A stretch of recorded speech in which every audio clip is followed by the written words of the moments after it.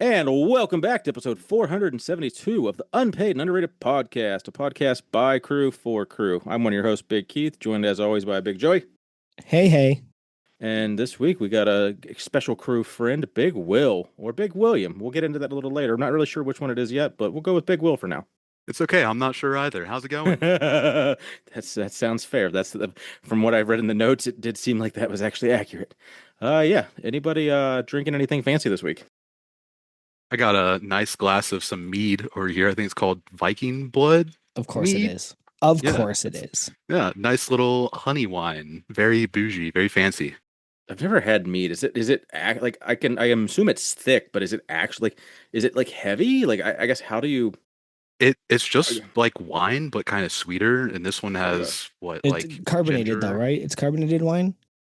No, this one isn't No? carbonated. Mm. They might be. I don't know. It's the only one I've Yeah. had. I couldn't don't- tell you. I don't drink mead. My wife loves it, and I had it like twice in my past and was like, no, that's not for me.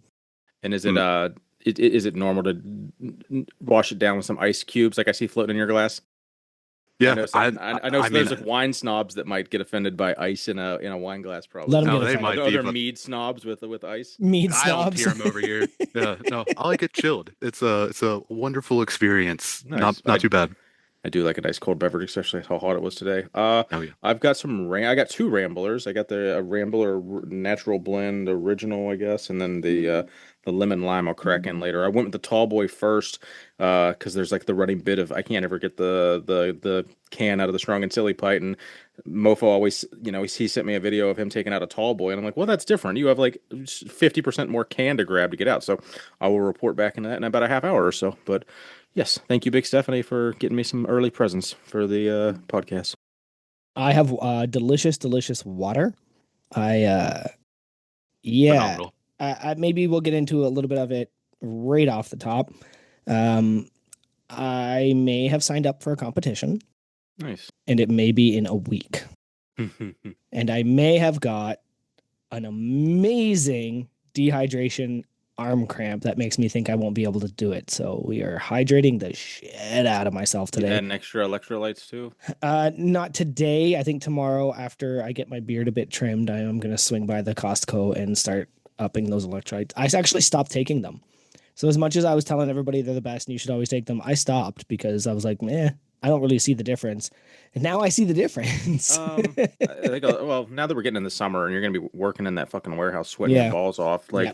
maybe. And then if you find you're peeing too much too, I think was it you I talked to about once? Maybe it was somebody else. I think did I give you a salt tablet once at a competition? Yes. Maybe. Gosh, So yes. look into that for me, for anyone listening. Like if you know you're dehydrated and cramp up at meets, but you can't really afford to go to the bathroom 75,000 times because you drank 2 gallons of water, add in the capsule. Yep. The electrolyte. Obviously, drink water too. Don't just drink that and fucking die and then try to puke. But like, Just take a salt know, tablet. You're fine. as yeah. an additive to Horses do it. Yeah. Yeah, and they're big. They're big that'll and be strong. fun. I'm excited to hear about the how that shakes out for you. Your first time getting on I'm some kind of 98. competition in a while. I'm 98% sure I'm doing it. Well, I was kind of in an impromptu competition, but I think we'll wait until that comes up a little more naturally. Yeah. But no, I got water, and just to offset the water, I do have a beer because it's Thursday, and that's what I do. I wish it was. I had a stretch there where Thursdays were my Friday for like a month or two. Yeah. Just because the way our schedule worked, I could basically work like 6 to 4 Monday through Friday, or Monday through Thursday. That is, have Friday off. And I'm on a job right now for the next like 2 months. It's basically going to be like 8 to 4:30. Ew. I'm like, fuck this. It's like I'm up at 5 o'clock and like, now what the fuck do I do for 2 hours? It's like I really should go work out, but like that's not. But yeah, wearing anything special? I got the Orange Masonomic shirt on. It is a classic I'm a fan of. Not an OG, but a classic in my wardrobe. I got my drinking team shirt on. Gotta Nice. represent. I have one of the shirts Cam gave me. It is the powerlifting, the blue ribbon sport. Everyone wins. It just is it's like the biggest one he gave me, and I honestly felt a little fat today, so I just put on something that covered me up. There you go. Did anybody? I'm sure the Canadian crew have not got it yet, but everyone's I been checked spoiled today. of what it is. Like, Yep. there's no way you haven't seen it. So, Big Will, do you want to explain what the gift was that people before we get into that, did you see like literally someone like the day after was like, when was the deadline to sign up for the prize, the present, the gift, whatever? And it was like fucking 2 days ago or whatever. It was just like, it was just so Yeah. funny that the guy was Tanner asking comes in about and is like, like, you are literally the first person to sign up after the line in the yeah, sand. I was Yeah, like, got I think I was it. that person on the last mailer. Oh, but gotcha. still gonna get one. Yeah, he did tell him. Well, Yep. if he fucking puts If the he work makes in an and does an order in, order, we've Hmm. we've had people that just like, you order know, the unpaid and underrated shirt, whatever's left. Just you order got that. there's I think there's 5 extra larges because Tanner does a good job updating us pretty often, but sometimes I can go through and manually like just click each one and see how many it has left by Yeah. putting the total in. But I think it's either there might be one 3X and five, so under, which is pretty wild to be under 5% of the shirts left. So we're pretty stoked about that over here at Team U and U. Yeah, I was gonna say on the, let's get into last week's episode. There was one thing I really noticed where he didn't advertise it, and it's because it's mostly gone. Yeah. Right? There was no sense in advertising it. It's mostly gone. So good for crew. Thank you to everybody that supported us, and I hope you Uh, wear it with pride. yeah. Last week's episode. We were letting Will talk about the damn Was the I? mailer. Oh, the Yes, mailer. Oh, GM mail. No, So Chrysler. no. No, just please, described as no. anyone listening. I'm sure there's one person listening that hasn't got it. That this will be the first experience consuming it. Oh, I'm so sorry, Will. I was like, yeah, let's get into the I episode. set Like, Oh, I no, set we him up. went I way set off him up track. right for it. Now, well, I partially set him up and then told a story and got sidetracked. So it probably yeah. it was Well, possible. wrong again, Joey. Happy birthday. Anyway, Bud. Hey, it's all good. It's how it goes. No, we got a beautiful, massive sticker showing the love for whipping shitties in the Dean. mhm. I I haven't made think that do a magnet yet, but it's got to go up. It's definitely. I don't think it's gonna make it on the Massonomics green cabinet door, but it's gonna go somewhat close. it's going on the squat rack for sure. I just need to figure out where. It's a little hefty. Yeah, she's a big boy. She's a big old. It is a literal bumper sticker, but Hmm. which is funny because we give people shit all the time for having such big such big home gym stickers. But this is different. This serves a purpose. It's kind of funny. I don't know how many cars it'll make it on too, but we'll see it in a lot of home gyms, I'm sure. Oh, absolutely. All right, now Joey, what was last week's episode about? I forgot now. That's I did too. I forgot. I was all pumped to talk about it, and then turns out I shouldn't have been. No, honestly, thanks, Keith, for writing these down because I did listen, but I've also listened to 4 episodes in between that. The seeded tier list is what this episode was. And, there's a lot of stuff. I think my comment of where does destroying the toilet in Massonomics gym land on this tier? Because, like, apparently that's somebody's favorite thing to do in the Massonomics Yeah. gym. The leg cramp got me good because I was just like, literally, as I'm listening to Tommy go, I'm like, actually, it's been so long since I got a leg cramp. And then that night, I got one. I won't say what I was doing, but it was not the time that you want to get a leg cramp. And it's like, and I can't stop doing what I'm doing. Right. So it's like, I had to jinx myself. I just had to jinx myself. Why am I muting you? It's general topics. You can talk. Yeah. Oh, he left. Yeah. How dare I? So I'm Oh, going to go ahead and give that 5 out of 5. Monkeys never cramp. Eat your bananas. What about you, Will? I enjoyed it. Honestly, tier lists aren't usually my spiel, not my thing, but this one for some reason was just kind of spoke to me as I'm a man who enjoys sitting on his ass most of his day. So I'm all for it. Um, I gotta give it 5 out of 5 beers drank at the Bean with Chicago's biggest influencer, Huck Finn. Yeah, the leg cramp aspect was funny, but I think the biggest takeaway was like Tommy waking up in the middle of the night and waking his wife up in pain and her just being like, "What the fuck? Like I'm sleeping over here," and it's just like, yeah, that's the proper reaction when your spouse wakes you up for no reason because you're blurry, you're groggy, you don't really know what's going on, and it is something you would be sympathetic for if you haven't just been like kicked out of your REM cycle. So I could resonate with that and got a kick out of that. The tier lists are hard sometimes because they're like, I don't know, they're different, and it's a long segment of them just like talking about the same thing, which is kind of not necessarily what a lot of the other episodes are about, but they're probably better than most of the guest interviews. That's so I'm happy with it. I'll take it. One thing that did stick out to me, not to shit on anyone's parade, but the gym that they featured, really nice, well done gym, very expensive gym. It was different though. Like, did you notice how like I don't know if you saw the videos, or if you watched the video or if you went out and saw the gym. It's basically just a complete black and white gym in the dude's basement, but like it's just the gym. Like it's there's no decor whatsoever, and that just kind of throws me off. Like it's basically like if you just put a squat rack in a white room and that was it. But it was well done. I mean, it was meticulously kept up. It was probably meticulously built, and I'm sure the person just that's their vibe is they don't necessarily want cool shit on the wall. But it was just to me, it's I'm the complete opposite of that. So it was kind of neat how they even incorporated. There was a little kitchenette, and he literally was like storing like the rep open trap bar on the kitchenette over the sink and stuff. So a very interesting way to have a home gym. I just I don't know.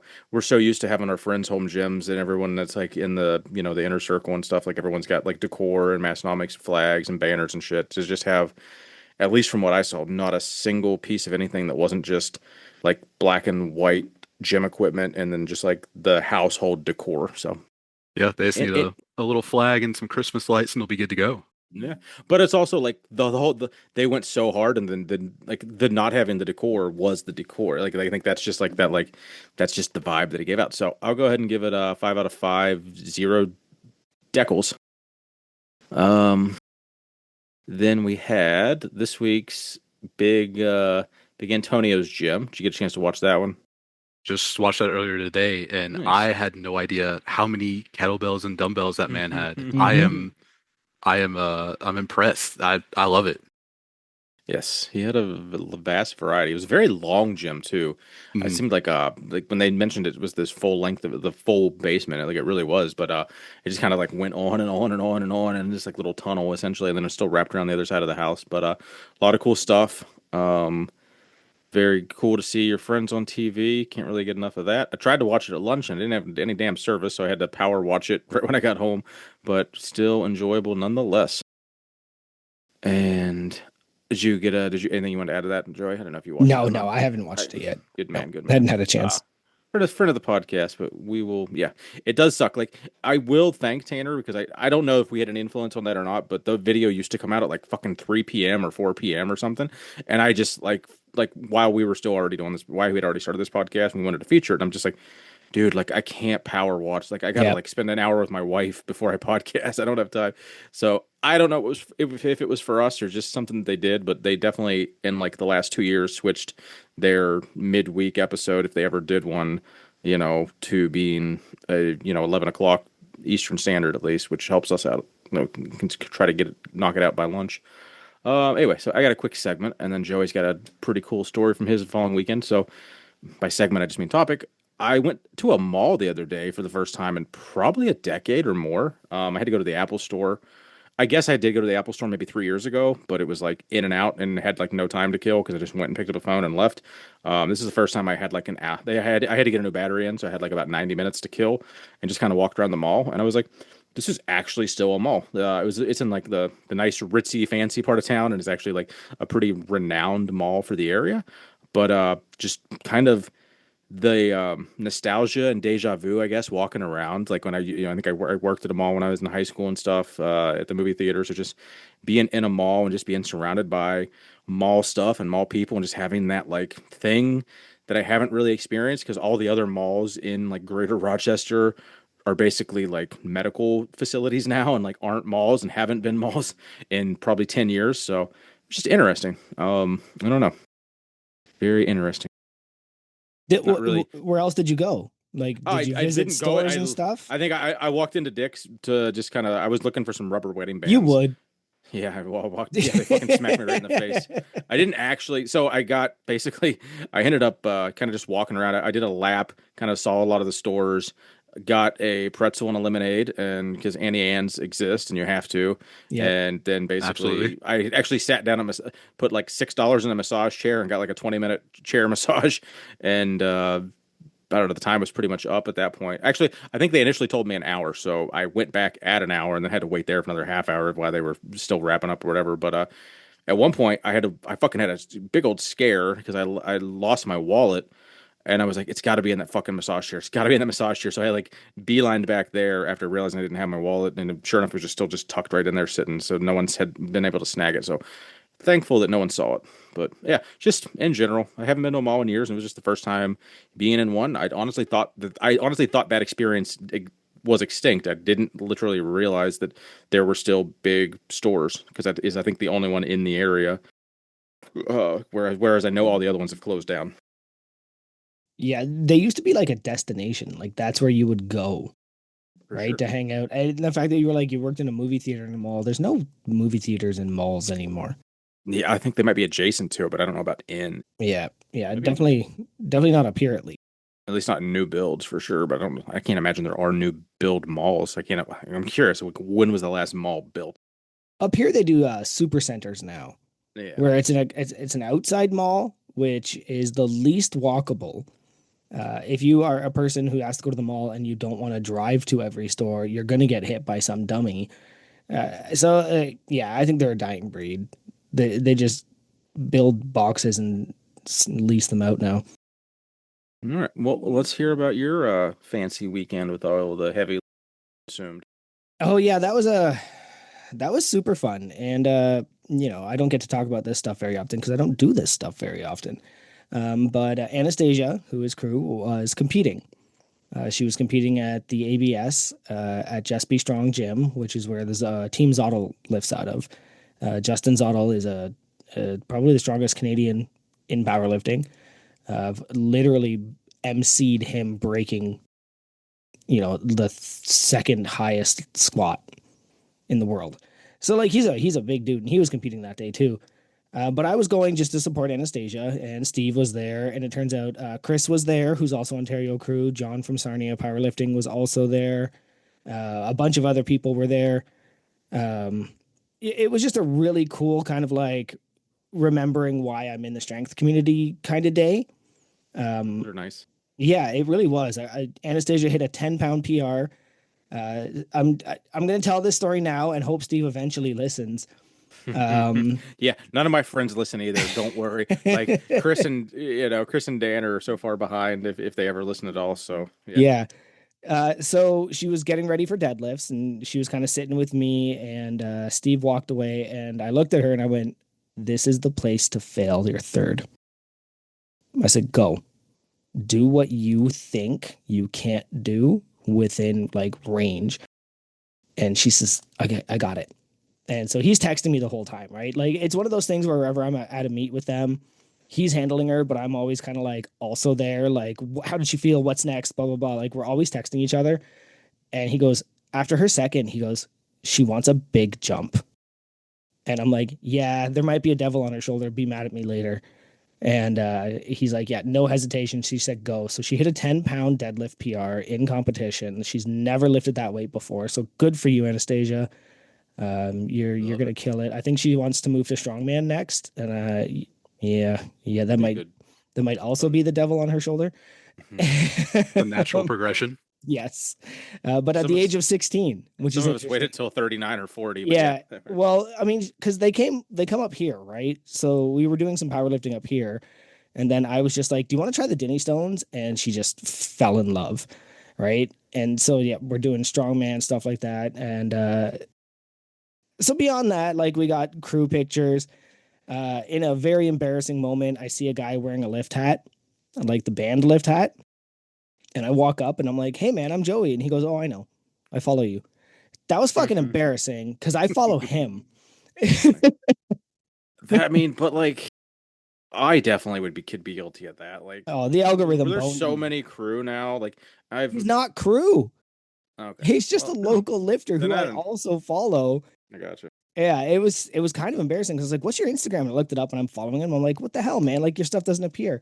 Yeah, so all that happened. But then my friend, interestingly enough, this Ontario stone lifting group was there as well.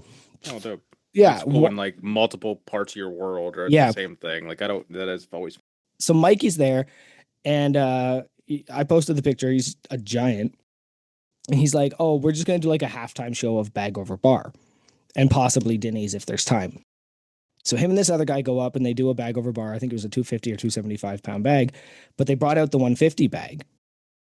And they're like, oh, once they were done doing that, they both walked off stage. They were spent.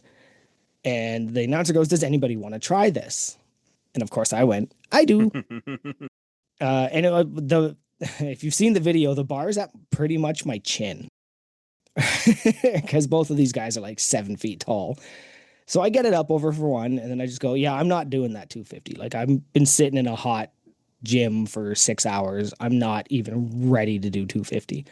But then another guy who I've talked about before on the podcast, Robin, he comes up and he picks up the bag and throws it back to me. So now it's a challenge. So now I'm doing my first ever strongman showcase in front of a crowd of probably the strongest people in Canada. Right? John Hack was there. I forgot I was to going to mention ask you that. if you knew who John Hack was and We can, that interaction went because we can talk you're about not that in gonna- a second. Yeah. Yeah. We'll go with the story. Yeah. And then so I ended up doing, I think it was 6, maybe 7 reps before I tapped out. And then Steve came in and tagged in and he started going with Robin. So it was actually like really cool, but it was honestly the first time I've done strongman in front of people. So that was really exciting to do. I think one of my favorite parts was, I think somebody said it might've been the announcer. Oh, as I stood up and said, I want to lift that, the announcer goes, no, I've seen you on Instagram. You love doing this. And I was like, yeah. So I got called out twice for my Instagram shit. Yeah. And then he goes, I think that bag weighs as much as him. And I was like, it does. Yeah, it does. So that was pretty funny. Just the last part of the story. Yes, John Hack was there. Christy Hawkins was also there. She's fucking tank. She's a tank. And of course, I didn't recognize either of them. Right? So Steve, at some point, somebody posted a photo at the event with John Hack and was like, oh, John Hack is here. And I was like, that's John Hack? I know that name. Yeah, right? I know that name. I don't know what he looks like. I thought you'd be bigger. Yeah, actually, yeah, kind of. But so I messaged Tanner and I'm like, John Hack is here and Christy Hawkins. And he's like, oh, go ask John if he's that guy from the Massonomics podcast. That's funny. Yeah. And I'm like, I went, well, okay. So I'd go up and I'm like, aren't you that guy from the Massonomics podcast? John starts laughing and goes, twice, sir. And then I'm like, yeah, sorry, I had to. Tanner put me up to it. Well, see you later. And so it was so awkward for the minute. Then eventually I went over and started talking to him about Unpaid and Underrated. He's kind of aware of who we are, but like not really. But he's got one of our stickers now. And I showed him my sticker because we were talking about, I was like, yeah, it's a pretty silly area. Like we just are silly people. And like, my gym is the Dilf Dungeon. He goes, oh, I've seen those. Those are really funny. And I was like, well, one's yours now. So he's got one of my gym stickers. Yeah, I did not get to meet Christy. She was actually spotting and loading for the entire show and doing handstands on bench and stuff like that because she didn't have to work out that day. Yeah, so she's a mensch.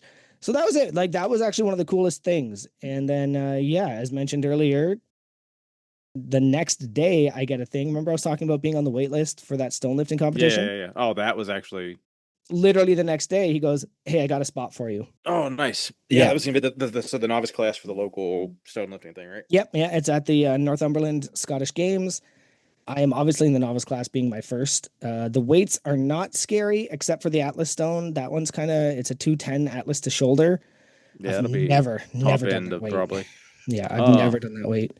Yeah, you shared those weights with me, and like I'm still like you said you had a shot put an 80-pound rock. That just doesn't seem accurate to me. Like shot puts are like 10 or 20 pounds, aren't they? Like well, I think he called it a shot, but I think it's just a stone throw. Okay, so it's literally just like a chest press, I would assume. Yeah, and just throw an 80-pound rock. Okay, that makes more sense because I'm trying to think of like people that shot put. Like that's I don't think that's the right weight. I don't think that one's too scary unless my arm continues to bother me. Yeah, if it's just a push press, essentially, that should be fun. I would actually be curious, like how far could I throw an 80-pound rock if I'm just like chest pressing? Yeah. 6 feet, I five wonder if I feet, have to shoulder it. I'll 8. wait for the like if I have to shoot it from shoulder or if I can shoot it from chest. I don't know. Yeah, if there's rules, send them to me. I'd actually be curious about that. And then the 210 Atlas to shoulder, like I said, is what scares me. I literally messaged the company today and said, "How fast can you get me a grip shirt?" So I should Yeah. have that by Tuesday. Um, Big shout out. They're Industry Canada, so they're going to send me that shirt. Shot me a discount code, pretty much covered shipping, Code and unpaid, then probably. Great. Go ahead and use that code everywhere. unpaid. And then there was what else is there? There's the overhead press. So there's a stone press, which is 135 pounds or 170 Trump. Um, I'm not worried about the 135. I can probably rep that, but the You have 170 Trump, what stone do you have at the house to prep on this? I don't. Like So you have a pressing stone. pressing stones are flat stones, You only have round stones. and I only have round stones, and they only go up to about 106, 108 pounds. Well, still, if you can press that, you can press a. I mean, you Yeah. gotta So I'm that or gonna press your sand. You gotta get some kind of rep in with getting an implement from the ground to your chest and Yeah, lifting it so overhead. that's my plan this weekend is to actually pack the sandbag as full as it will get and play with Smart. that. Do some Viking press to prepare for the overhead press. See if I can get that to 135. What's your Nukshuk way? You could press. You could take some sand out of that and press that. That's Well, flat. it's supposed to be 150. I think it's closer to 140 right now. So I But if could you, play with that. It's full of pea yeah, gravel, so that helps. take 20 pounds out of that and try to press that fucker. Yeah, and then there's the really interesting Dinny walk, which is 209 one hand, 190 second hand. I didn't know it was a walk. I thought it was just a lift, and I was like, I can wrap that. That's nothing, but it's a walk. So we're gonna play with that this week, and Yeah. look for updates in 2 weeks. Fun. All right. Well, I'm gonna hit him with some affiliates, and you can do them later, so we can kind of break it up.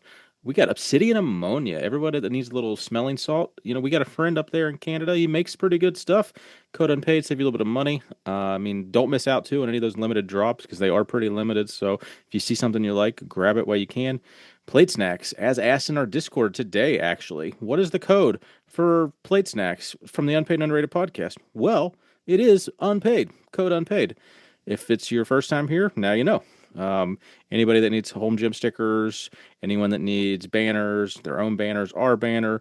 If you have awesome plate trees, a weight stack that you want to bling out, that's your guy over there at Plate Snacks, code unpaid. And then as I feature today on my gym page, Belt Fed Strength, big friend of the podcast, big friend of mine, big friend of everybody's, just a great guy. He will be at Home Gym Con. Go meet him there, code unpaid everywhere across the board, pretty much, and everything we just talked about. Yep. All of our friends. Yep. And Oh, and don't forget, Plate Snacks does actual plate wraps. yes, yeah, Like you can get Carb's your got his stuff. There's Yep. Dodds has Tommy and Tanner's with their big fucking cocks coming out of the shaft of the Yep. barbell, which is the weirdest fucking thing ever, but it just makes me chuckle every time I see them. Yeah, those are I think where they started, and that's the coolest thing. Yeah. Big William, do you have anything you want to let the listeners know? Is this the ad read? Yeah, sorry, Yeah. I did a bad job of setting you up. Yeah, hey, Big William, do you have an ad read for us there, Big William? There it is. Boy, do I. Those words make more sense. I just Alrighty. I figured if Are we you a didn't call it an ad discerning read. Yep. Are you a discerning strength enthusiast who also happens to wear clothes? If that's you, then you should head on over to massonomics.com, your one-stop, non-stop, non-crop top, sometimes tank top shirt shop where you can find shirts and things that aren't shirts. Founded by Knot brothers Tommy and Tanner, Massonomics was created from a dream of world domination through whimsical designs and ingenious horse-style mat technology. And while you're there, check out the supporting membership tab as well. For only a dime a day, you too can join the illustrious ranks of the Massonomics supporting membership Discord and finally call yourself crew. A Discord where you too can discuss riveting topics such as radars, vasectomies, being super straight, bodily fluids, Mario Lopez's chiseled jawline, and Kantian ethics. Join today. I think, first of all, great job. Second of all, the list of topics in the Discord is so weird. If you didn't have context, you would be like, what is No, this absolutely. place? Because all of those come up regularly. Snipped crew, I'm a member of that. The Kantian ethics, I know we've talked about that. Like, that's so all over the place. Good work. I'm sure I've seen it all talked about in the same 5-minute span before. It's phenomenal. God. I had a Oh, a that was big. DM. Go Yep. ahead. Oh, I was just saying, we had there's so many new followers on the UNU page and stuff. Somebody had DM'd us, one of the newer crew, I think, and he was like, "Hey, can we add more tabs in the Discord? Like talking about Massonomics Discord?" And I was like, "Well, A, like I'm not Tanner and Tommy, and B, like I think we got enough. Like, I don't know. So I kind of got to check all that. So I just sent him to Tanner, and but it was just like kind of funny of like I think what he was talking about was like some of the extent of another tab for when people were doing competitions or when so it wasn't flooding the competition basically to like kind of Yeah, organize meetups Yeah. and stuff so we're not just flooding supporting your supporting members so yeah. but I somewhat You valid don't but want to I'm like interrupt the nonsense of that no. thread. well Tanner did kind of like complain about it the other day and I was like it does make sense because he literally missed like all, 3 or 4 people because it was so much um today Jeff had posted something in there he got his certified completion certificate of he's a certified as a sushi roller now or something. And Yeah. I had a follow up question, but I was like, I'm not going to ask it in here. I'm going to go put it somewhere else. Anyway, all right. All right, Big Willie style. Hit us with those sweet rhymes with the shirt talk. Good work on that one. That one was really cool too. Should we get our guest on the horn? Yeah, let's kick all these guys out and find William somewhere. All Big Will, is right. that you, buddy? You there? Howdy, howdy. Hey, thief. Well, welcome to the Unpaid Underrated podcast. You know the drill. Let's know where we're going to find you at. What's that Instagram and Discord handle? Instagram is Big Will Lifts, and Discord is the other Big Will. Nice. And do you have a social security number, your first pet's name, elementary school, all that stuff? No. Oh, Okay. get me enough drinks, and y'all figure that stuff out, anyways. I hear you like some mead, so that probably won't be too hard. Absolutely. All right. What brought you to Massonomics and why are you still here? So I originally found them in early 2018. I think I saw someone wearing their shirt. I was like, oh, haha, funny shirt. Let me see these guys. Yeah, And saw sweet the nose meme. breath. Yep. Yeah. I was like, oh, the funny memes. And then I just never followed up on anything. I'm gonna be honest, I thought the podcast was a meme in their community because the first thing I saw of the podcast was the 200 review Apple, like the 200 Apple podcast review billboard. And I legitimately You thought the thought it podcast was, didn't exist, you're saying?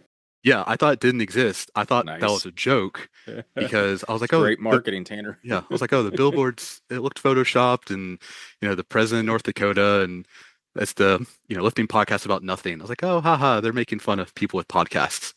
And it wasn't until so many years later that I got back seriously into lifting.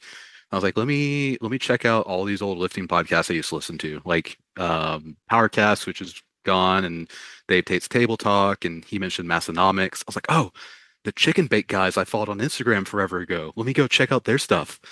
And listen to a random episode.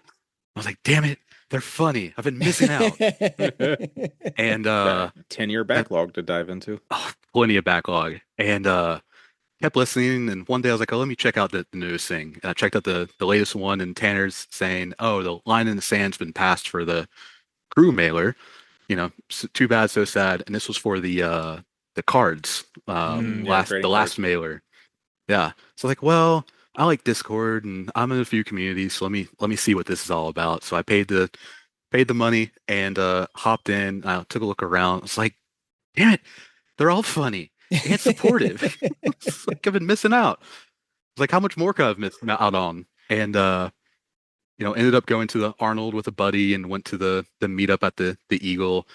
And again, I was like, everyone here's just so nice. I'm like, I've been wasting 6 years doing what? So Going to war with the bar. Yeah. absolutely. So yeah, now I'm here and just doing a thing and trying to get as much Massonomics in this year as I can. I made a meme, I think, 2 years ago, right before I went to the Live Hard, Live Easy. And it was like the meme of the guy putting on the clown makeup. right? And like the first step is, oh, their Instagram is funny. Then the next step is, oh, their podcast is funny. Then the Yep. third step is like, oh, they sell shirts and stuff or whatever it was in that order. And then the last one was, I'm on my way to South Dakota. Yeah, that was me over the course Just of just eight dropped two years. grand and on a Yeah. 20-hour travel car ride Yeah, with Steve. telling my family I'm flying out to South Dakota to meet 100 internet strangers to go lift in the middle of nowhere. And they're like, Yeah. are you As one okay? does. Yeah. Like, yeah, Did that's you have a fine. stroke right now? Yeah, maybe. I don't know. Where do you live? Where are you from? Give us some of them deets. I said I deets like the young kids.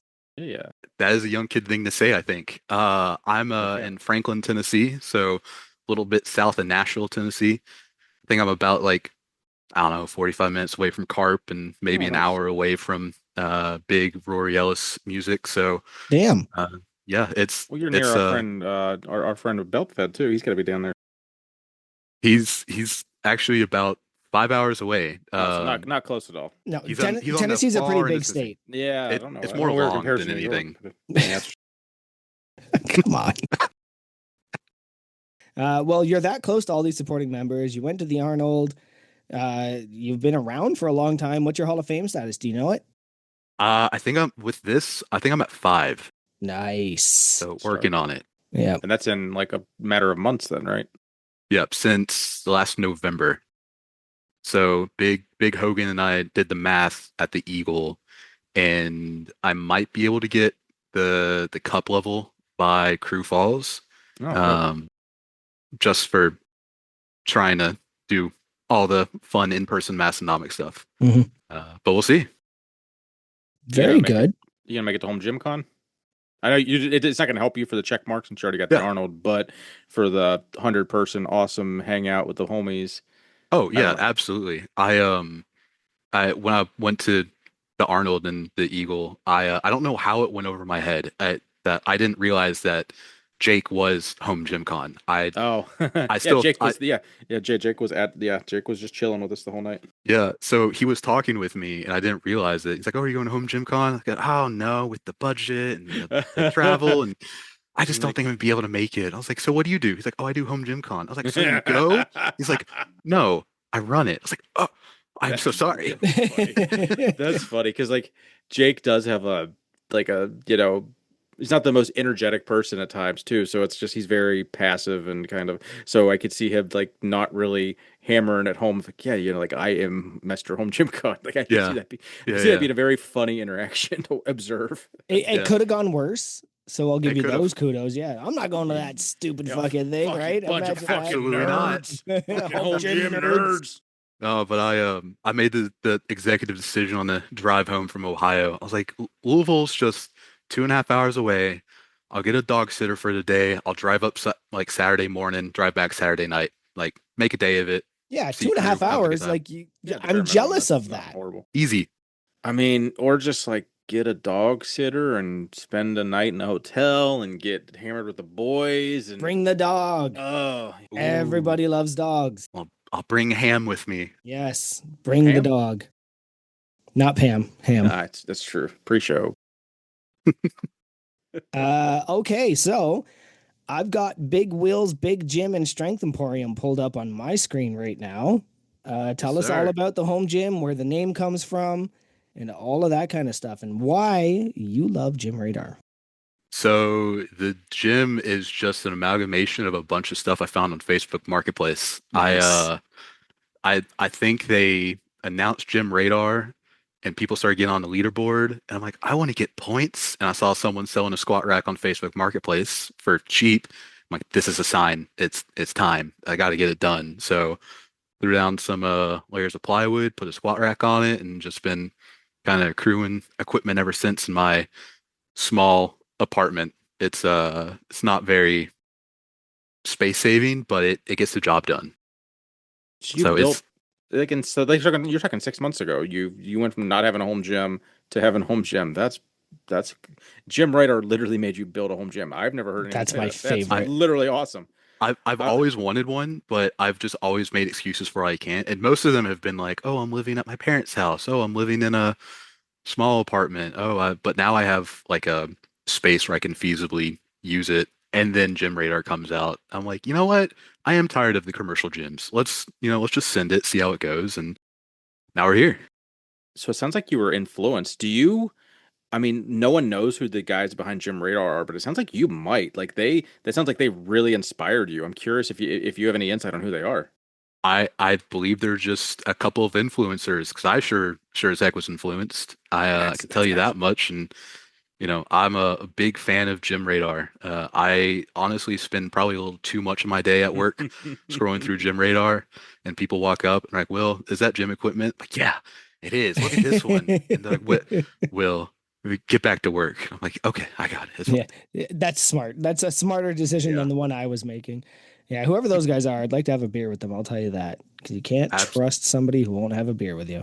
absolutely." So what were you just on? So you were just on commercial gym life? So have you canceled said commercial gym membership then? So I did originally. I was working out at a Lifetime Fitness, which is the bougie, smells like eucalyptus saunas with old men trying to sell you peptides and all the good stuff. And so now after I cancel that, I'm saving tons of time, probably not money, but tons of time. Um, and I think my equipment's better than the stuff they had, but Nice. I still am holding on to a Crunch Fitness membership just in case I get the itch to go use Do some machines.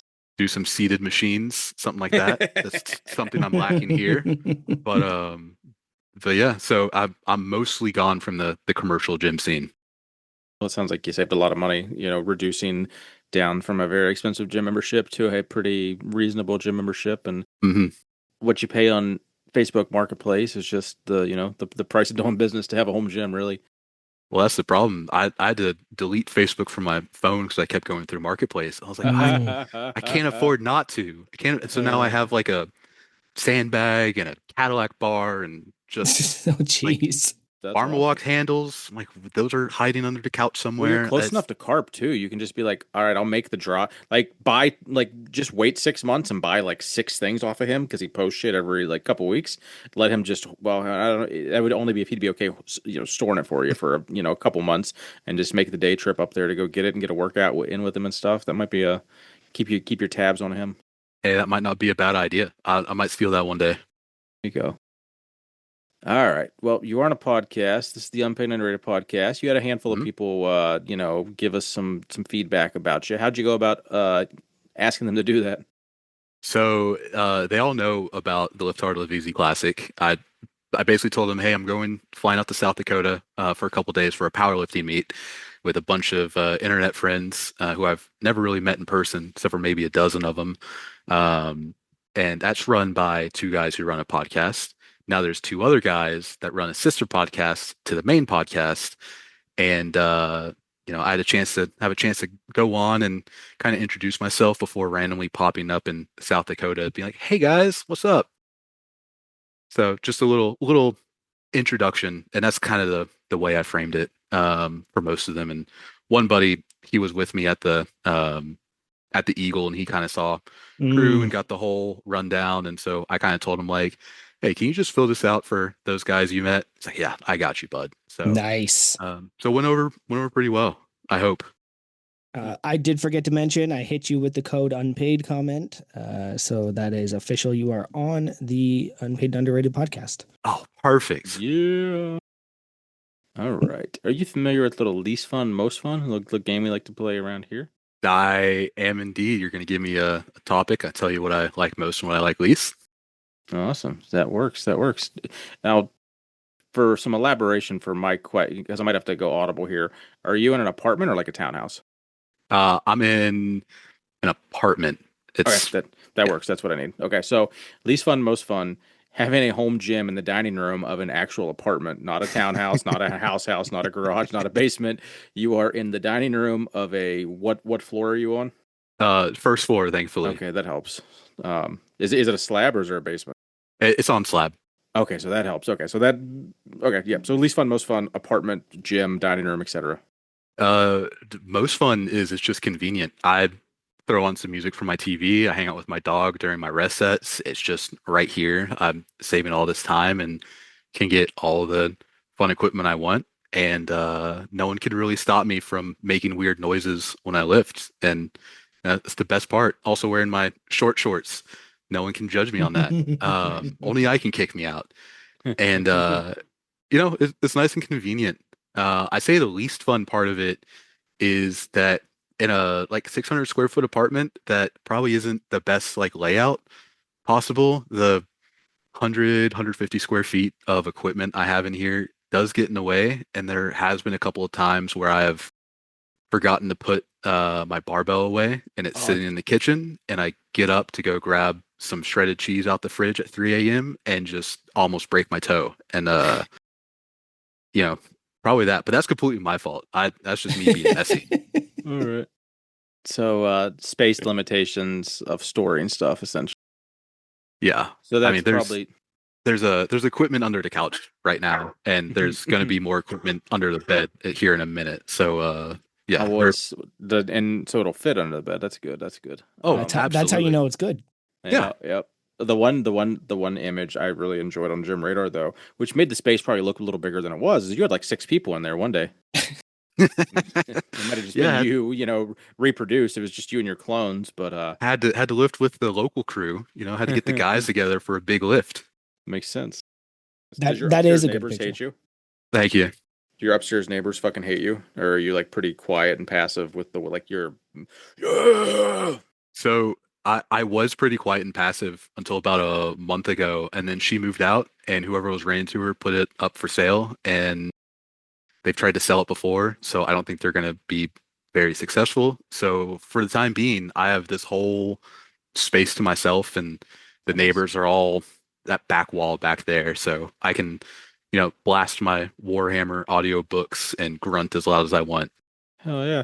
You wait, so you have to buy like you're in a place where you buy apartments, you don't rent apartments? Like It It's a it's condo, right? Yeah, it's technically a condo. Yeah, it's and full transparency, I'm not trashing someone's condo. I'm some random person, but grandmother owns it and I rent it from her. gotcha. And we have a deal that if I break anything, I fix it, which is fair. So I'm being extra careful. But Yeah, with yeah. the 600 pound deadlift in the living room, super careful, right? He's got a Hey, platform. I got horse stall mats stacked up. It's Nice. fine. Yeah, yeah, yeah. You're on a slab, it's should be all right. All right, that's what I got for you. All right, I got two. I got Oh, buddy. Oh two. boy. Yeah. Who's your ideal training partner? Look, Ooh. yeah, I'm gonna say fictional, living, dead. Assume if they are dead, they are living now to train with Okay. you. I'm gonna have to say Rich Piana. Yeah, I'll hit him with the He music. Oh, I don't have it. we need a soundboard. No, he was probably the first like gym influencer that I started following when I started lifting in high school. Um, and like just loved his positivity, loved his message, and also now that I'm older and a little wiser, I really appreciate how open he was about his like PEDS use Mhm. and being transparent about it and the side effects and kind of telling people like wait or just don't do it. And unfortunately, I was a huge fan of the 8 hour arm workout, so I was like, more is better, more is bigger. Why am I not getting Mm. bigger? It's like 15 workouts a week. You're not going to grow, bud. I'm sorry. Yeah, yeah, you're not giving any rest time to that. No, no. But yeah, so give me Rich any day, and I think it'll be a good time. Good answer. First time he's come up on this Yeah, podcast. it might have been. And then my second one, Keith, I think I asked it last week, and I think I want to keep asking. What's your favorite muscle Ooh. of yours? Like, what's your favorite muscle to work Oh, out? What's the one if somebody was like, if they saw you, they'd be like, oh, that's big. Which one is it? it's not big right now, but training back right now has been so much fun. Yep. Because I've completely just forgotten about it for the past probably for the past year, training it directly. So doing some rows with the Cadillac bar and some fat grips and getting that just a nasty back pump, just Mm-hmm. feeling good. And I just walk by a mirror, I'm like, oh, like looking big, bud, looking good. Oh, that feeling when the shirt hangs off your back and doesn't touch the bottom of your back. Do you get that one? it once Oh, that's on a so really good. good day. Yeah. Working on it. Yeah. It's good when it happens to the pecs, but when it happens to the back and you're just like, oh, there's air under there. That's a good feeling. You're like, oh, I'm big, big. Not jacked. I'm big, big. Yep, that's what it Yes, is. sir. Good answer. We have some people in the Discord like to hear more about, we let people use their own discretion, so the job, as little or as much as you'd like to talk about, and we might go down a rabbit hole, we might just breeze right over it. So what you got for us? What you doing? Yeah, I'm a estimator for a commercial general contractor here in Nashville. So it's nothing crazy. I spend most of my days just listening to podcasts and counting doorknobs and windows. So Oh my God. company comes to us and or someone comes to us and say, "Hey, we want you to build this," and me and a team get together and figure out how much wood it's going to take, how much concrete it's going to take, how much it's going to cost, and try to make sure that it the whole project goes as seamlessly as possible. So, yeah, it's a ton of staring at a computer. Yeah, big spreadsheet guy over there is I think Oh, what you're telling us. love spreadsheets. Can't get enough of them. Absolute freaking the Excel sheets. It's um, yeah. Nice. Oh, Keith is stealing that. You're gonna use that every As you day of the should. rest of my life. Good. Perfect. But I'll just probably just change it to sheets, but then like have to spell out whatever. Or, no, I guess sheets is just regular. Yeah, it's spelled It the is just same. regular sheets, but it's just It's still Google. I'm a freak in the Google sheets. There we go. That's what I'll do. Nice. So that's so because when I read a lot of a lot of people submitted what you did basically, but I'm like, oh, does he like have to sell it to and like be the pitch man and like try to just be a hustler? Because like that doesn't sound like, so it sounds like you're just all back end stuff, not necessarily like trying to upsell people and shit. Yeah, that's my boss. He's the one that takes all of our work, puts it together in a proposal, and goes and sells it to someone else. So I just get to say, I don't know, looks like there's drywall on that wall. Good luck, bud. Mm, and what do you have to do to, like, so that's it's something you have a degree in then? Like that's actually like a construction management thing or something, or what is? Yeah, I got a degree in construction management from Tennessee Knoxville, and then before this, I worked in operations. So I worked my way up to being a project manager at another company, and I got to the project manager level. And I was like, "This sucks. I'm gonna go count doorknobs," and had an opportunity and had a better opportunity and just changed over. And yeah, Yeah, Yeah. project manager sounds like it'd be a lot more stressful, obviously. Getting phone calls at 8 o'clock at night on a regular basis because some delivery never showed up and they need to pour concrete the next day, and now you just get to go fucking makes basically deal with spec sheets and like yep, count. That sounds yep. awesome. I I would yeah. I think I would love that job. I think like that sounds something like that sounds so like up my alley of like your OCD brain can kind of just like take over, and then you just look up and like, oh, my 8 hour day's over, I'm going home. Oh, absolutely. It's great. I clock in, just stare at drawings all day and clock out. And it's no one calls me past 5 o'clock in the afternoon and no one ruins my night and it's a good time. Well, this man knows the value of a length of wood. You know it. Yeah, I've been sitting on that for like at least 30 seconds. That's why I got a nose breath. I'll take surprised it. you didn't cramp up. Jeez. 30 seconds. What did you think I was doing?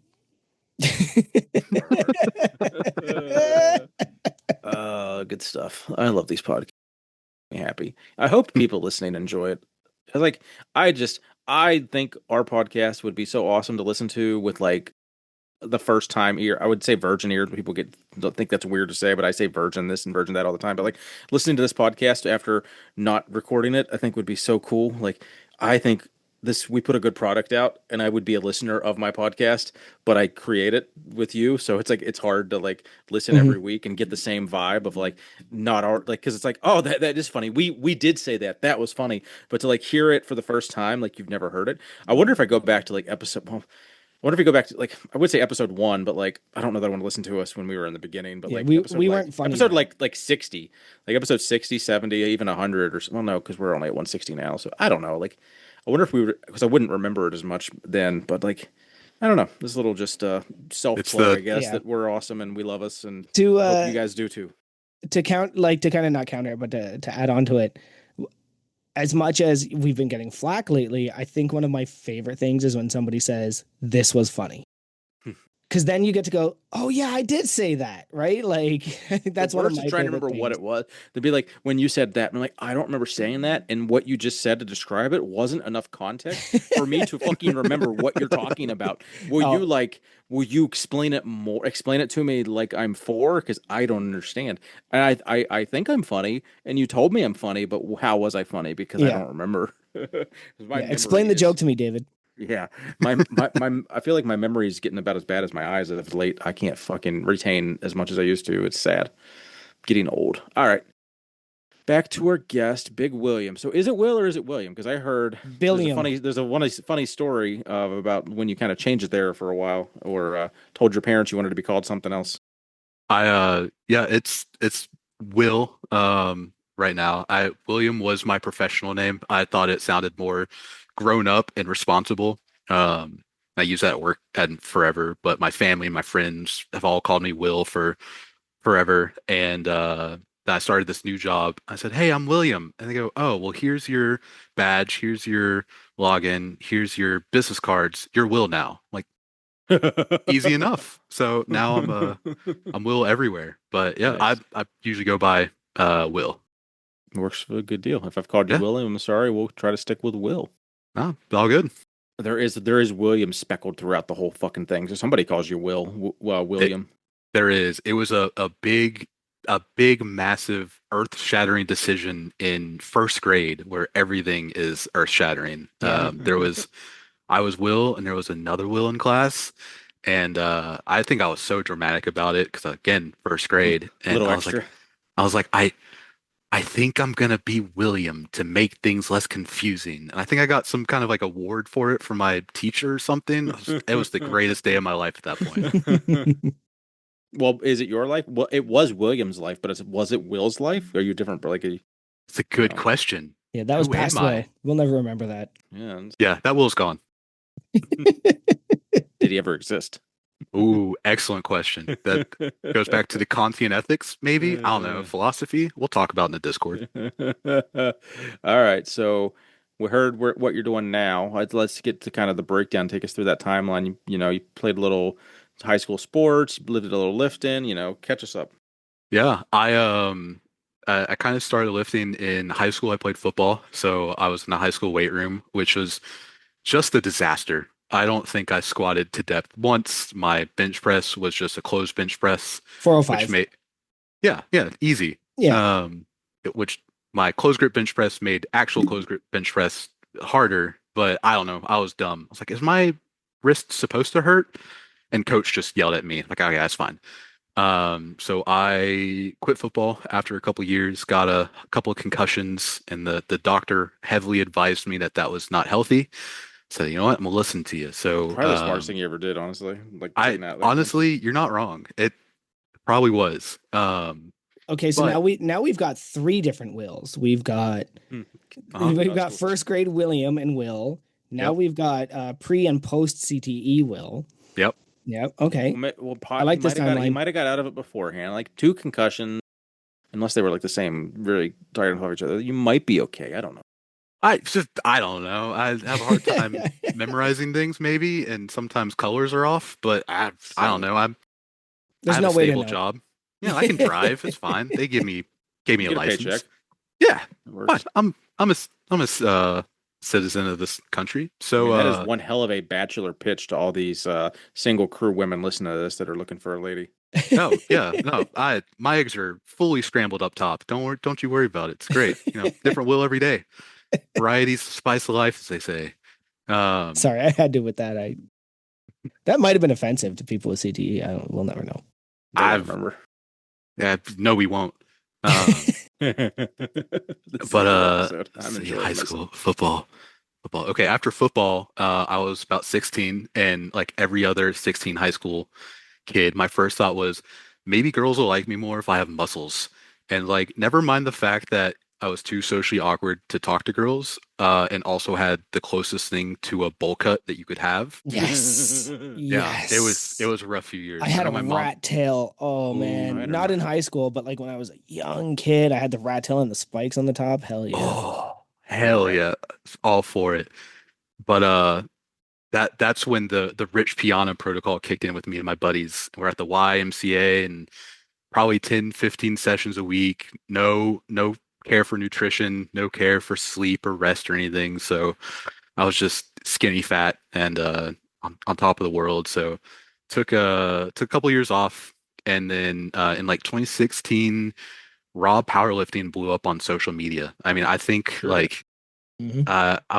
I started following like Omar Esoff and Silent Mike and then like Alan Thrall with his starting strength stuff and Brian Alsrew, like all those guys.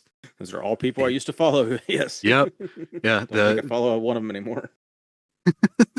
I don't know how much they're putting out right now, but It's funny you bring that up. Actually, Untamed Strength just came across my feed today, That's and I true. I went. still do follow Alan, but I actually, it's changed so whatever much. he posted, I went, "Ew, why am I following this guy?" Because it was some influencer shit where he was like oh, doing like a It's filter all video or something. I was like, "What is this?" he I will say I think he changed a little when he got rid of the beard. It was a sad day, but to each their own. You know, I liked he his can live dink his influence content life. a lot better. His your what? Oh yeah. His dink content.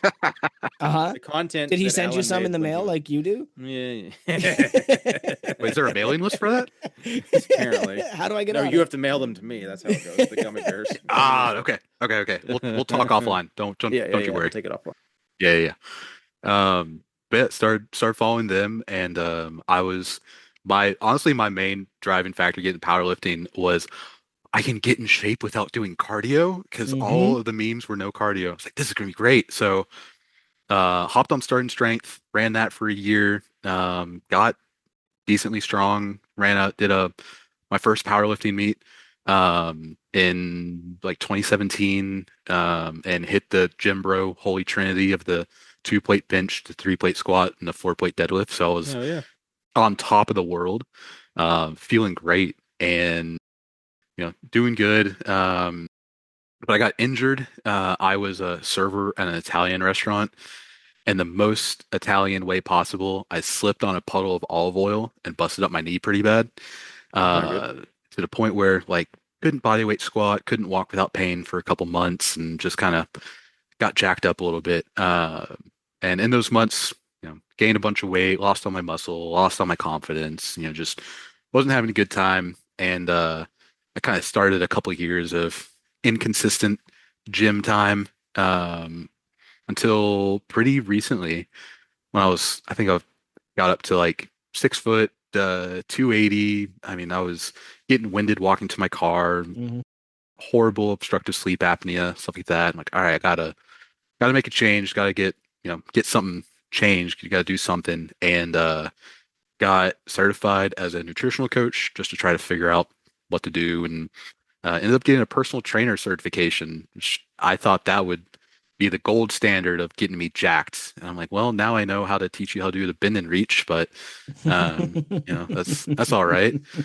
But got into the science-based lifting stuff under following Dr. Mike Israetel. I was his biggest fanboy at the time.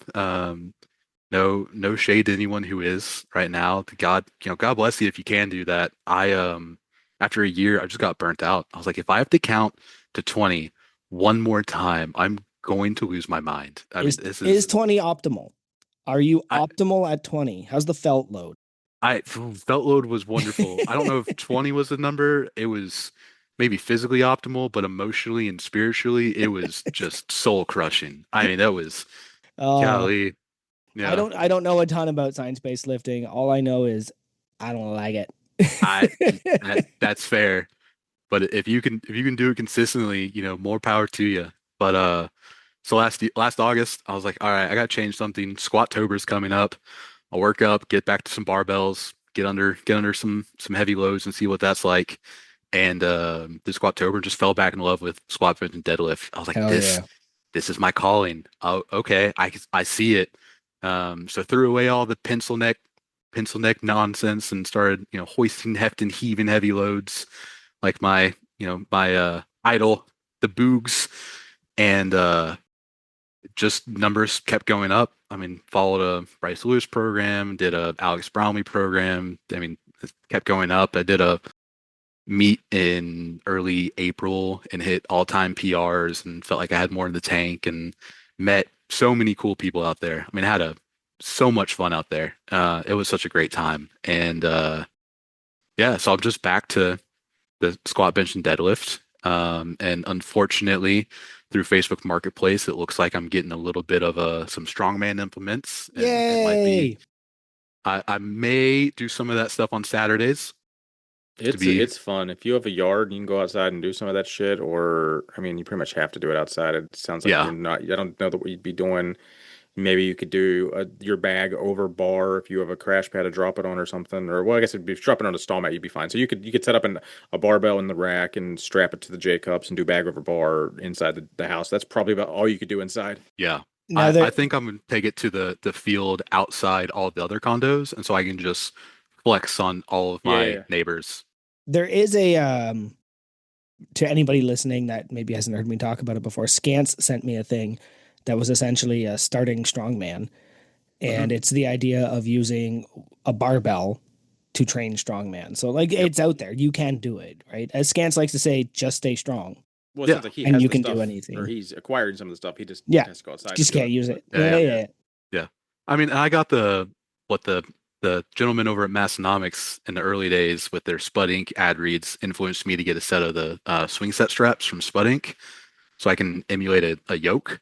Nice. Do that, and Nice. that's been killer. So it's I been do a yoke walk is fucking What's fun. funny is when I Fucking was at the awesome. meet and they brought out the yoke for the bag over bar, the first thing I thought is, I'm gonna go walk with that yoke. I can pick that up. I could 100%. pick that up. Yeah. Nice. Well, I am glad you didn't let that knee injury. How's the knee now? Pretty much. So you get a little flare up every now and then, or you just throw the old knee sleeve on and slap it and say, "Good enough." That ain't going anywhere. Every now and then, but I think I just gotta keep stretching out my quads and my hamstrings. Is like who knew that actually stretching keeps you from getting injured? Like I Oh, obviously didn't, but I you know, I still don't do any of that, so I that haven't might stretched explain a in few like things. 6 months. I maybe. Yeah, there's a who was it that was saying to just stretch during the workout? There was somebody I was watching that was who's that guy? Michael Hearn. Oh, He yeah, was yeah, yeah. saying he doesn't stretch before or after. You stretch during the workout by just extending the each rep, right? And I mean he's not a weak man. He's not a I small dude. absolutely not. No, I could probably learn a thing or two from him. Yeah. Jake, Um. well, yep. No, go ahead, Keith. I was just gonna ask how old you were. I always like to, get a reference to how old someone is. Oh, I'm 30. Nice. Okay, we're interviewing babies. Uh, And for reference, your username does say William on your Zoom. So if you use that professionally, they're still Oh, going to keep calling you William, that is. thank you for the heads up. I gotta change Yeah. that immediately. Yeah. I All don't know right. who it is. I'm not even sure who we're talking to. So now, I'm not like, sure who you're talking to either. There's a stranger in my apartment.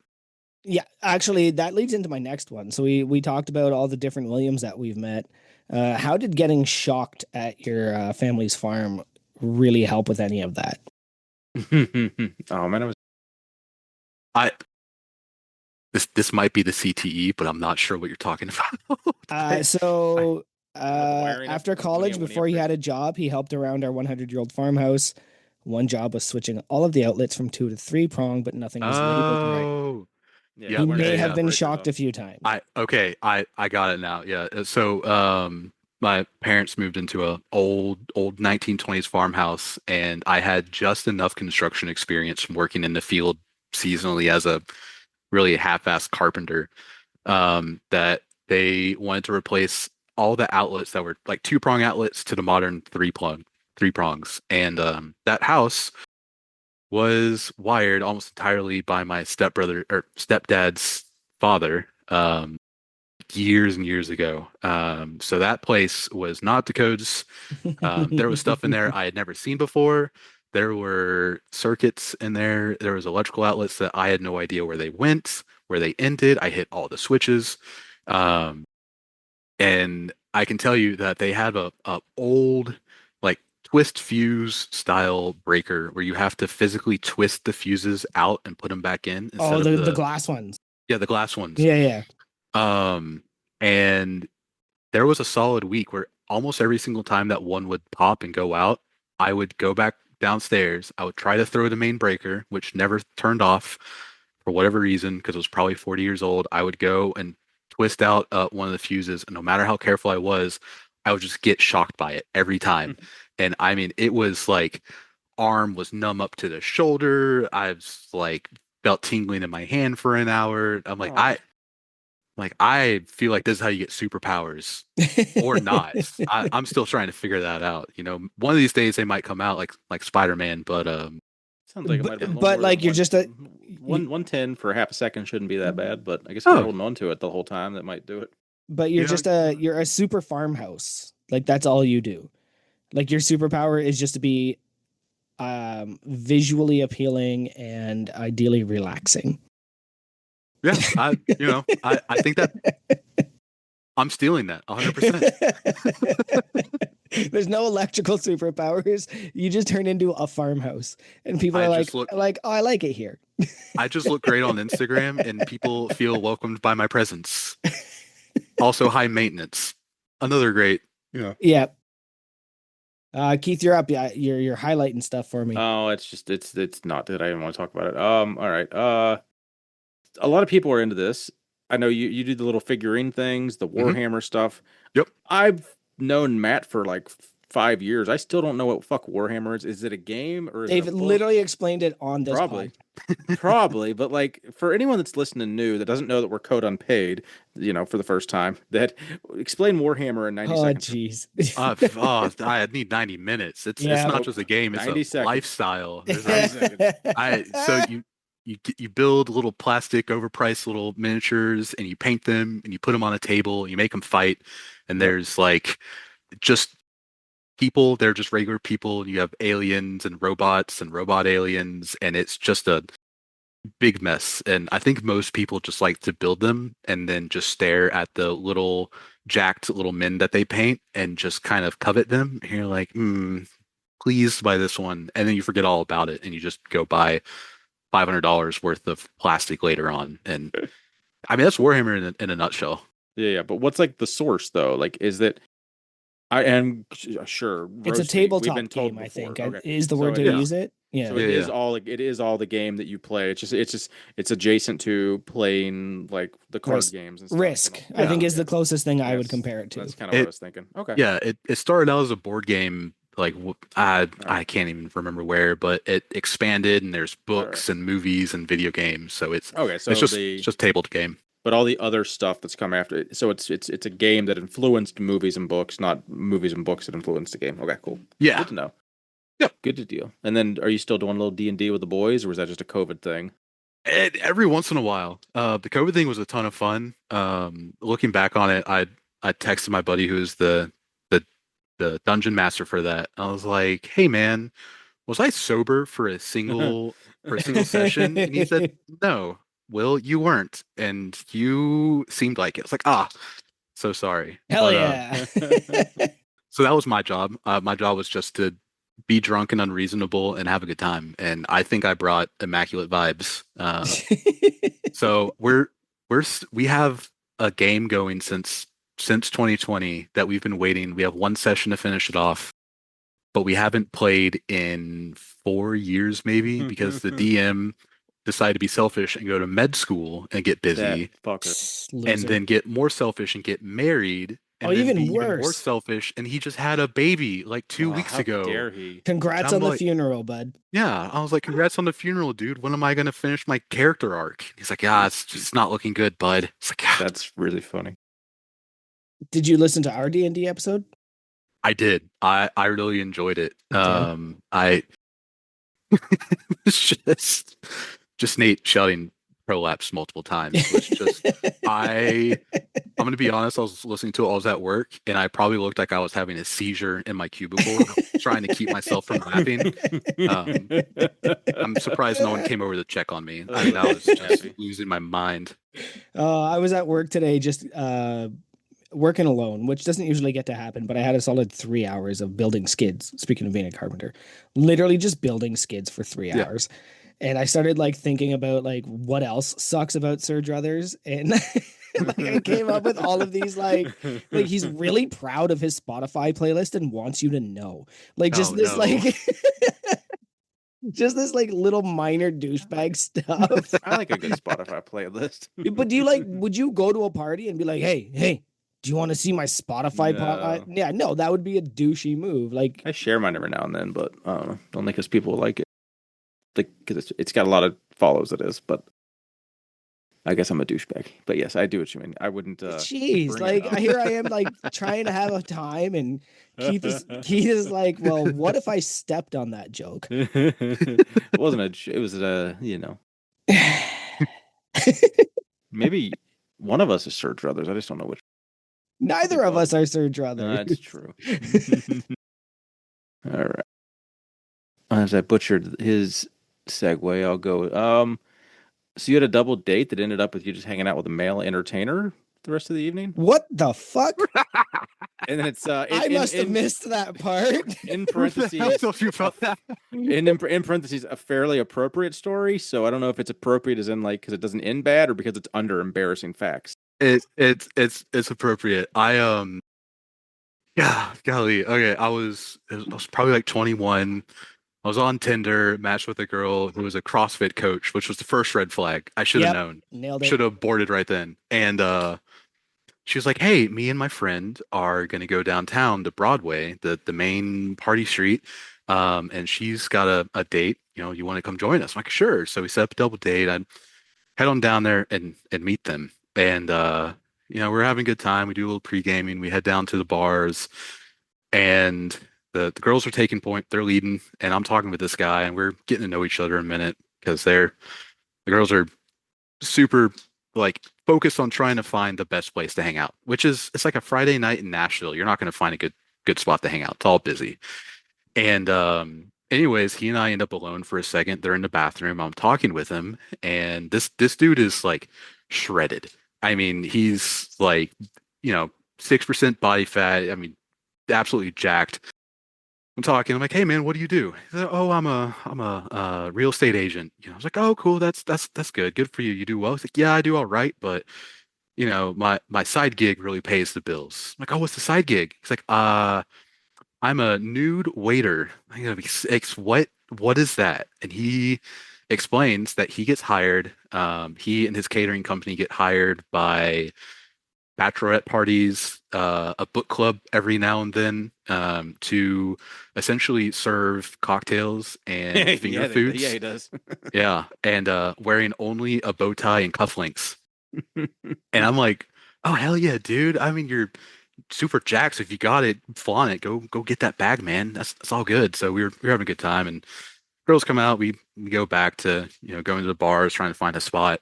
Night goes on, and eventually, like, "Hey, we're gonna go to the bathroom." Okay, that's fine. We'll be right here.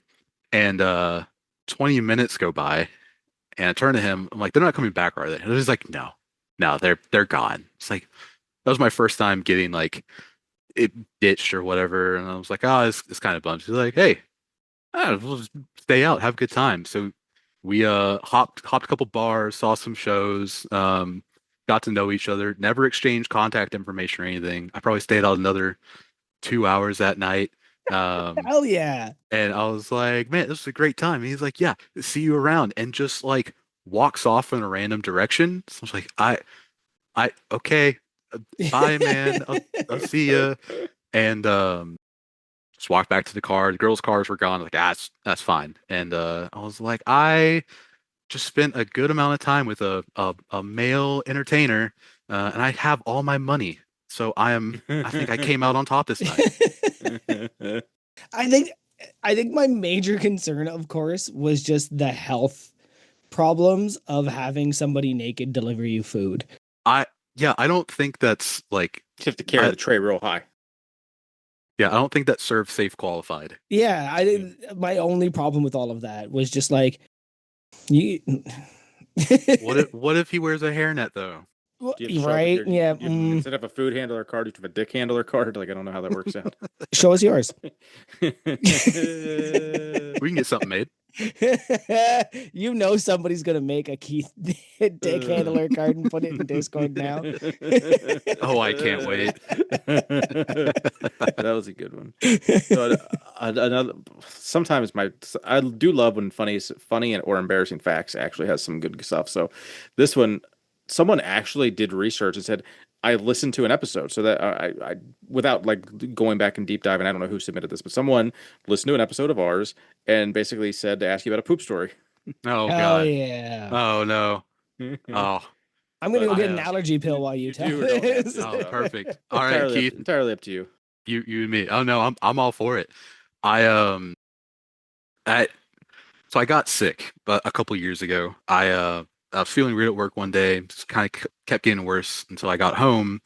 And by the time I was home, I mean I lost all my strength, massive fatigue, cold sweats, shivering. Like I was like I am not in a good place. So took a nap, tried to see if I could sleep it off. Got worse. I couldn't drink water, tasted like dirt, and couldn't eat food. Hurt my stomach immediately. I was like, all right, this is really not good. I'm gonna sleep it off tonight, see how it goes. And so put the dog to bed. I crawl in bed. I fall asleep, and I wake up probably an hour and a half later, and I am soaked in sweat on my stomach, like face down in my bed, just absolutely miserable. Felt like I'm dying and just bloated like crazy. And I'm like, got a little too much gas. And in my mind, I'm like, I'll just let a little pressure out. Hit the pressure release valve, and I'll be safe. It's okay. Oh I'll be no. I'll be careful. And I thought I was successful. I mission accomplished, gentlemen. Let's go back to sleep.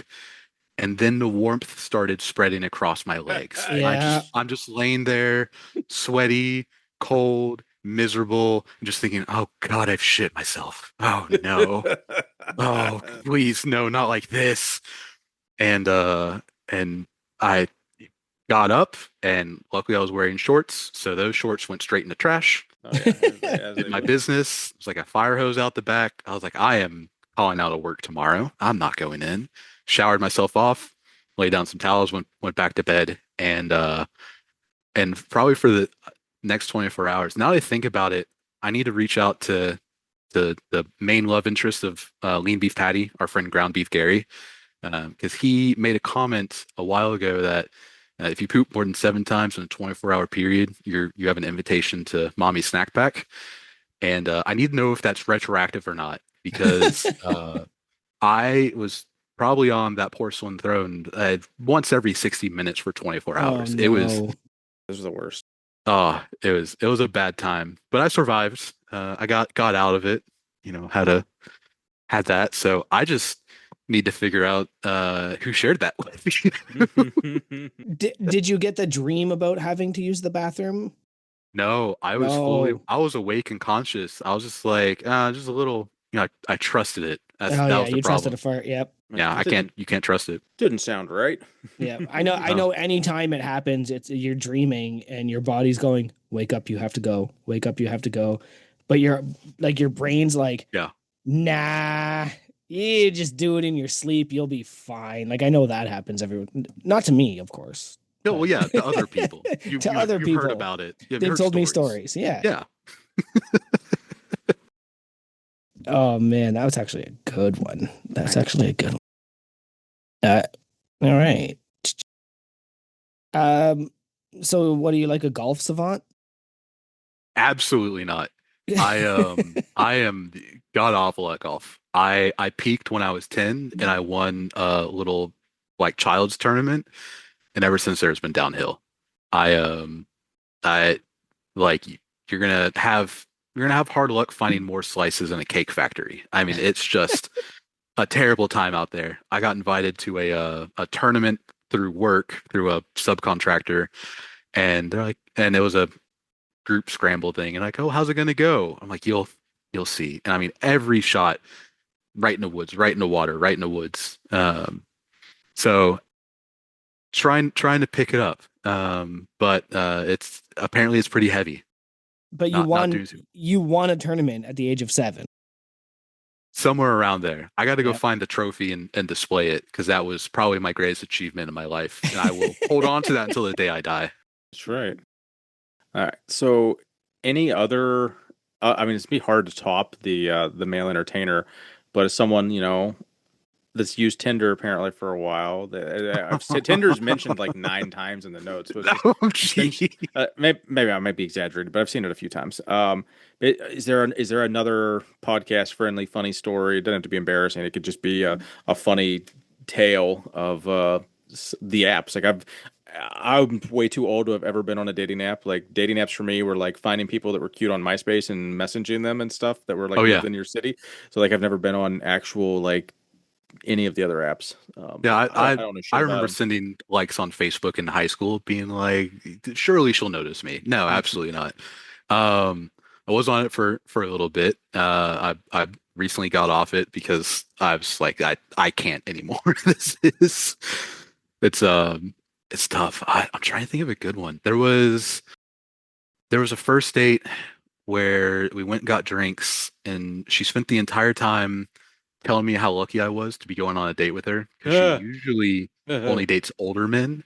And she was 1 year older than me. I was like, okay, this is going, sorry, not great. And the entire time she was either lying through her teeth and telling the most insane lies she could, or has like zero self-preservation at all. Because there's stories, she told a story that there was apparently she went on a date with a guy who was like some software developer in this, town over, and took her on a hike and like walked through the woods and ended up in some clearing in the woods, and there was an animal on a stump dead, and there was swastikas carved in places, and he was saying weird things.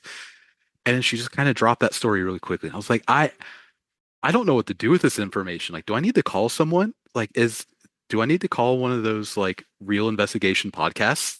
Are you a victim? Are you okay? Um, there's that, and then just like the apps are based around texting, and that's how you get your foot in the door. That's how you kind of make a connection. And there's just been lots of times where the conversation's just been very one-sided, which I'm sure everyone goes through if you've dealt with it enough. But I still remember one when I was in college.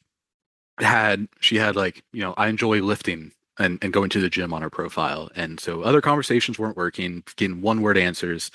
And I'm like, oh, I see you like going to the gym. I do too sometimes. What kind of stuff do you do? Like bodybuilding or CrossFit or what? And the response was just shoulders. Like, cool, Which, great. you sure you weren't talking to Joey? Yeah, I was like, okay, cool, great. I'm just gonna go leave now and Oh, that just, sounds horrible. leave. I don't But blame you. That's I so unpleasant.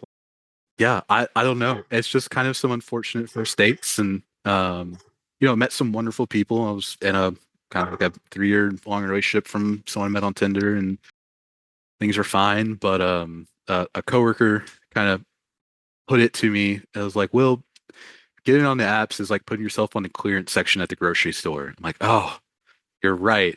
I am a Oh I no. am a USDA prime grade slab of meat.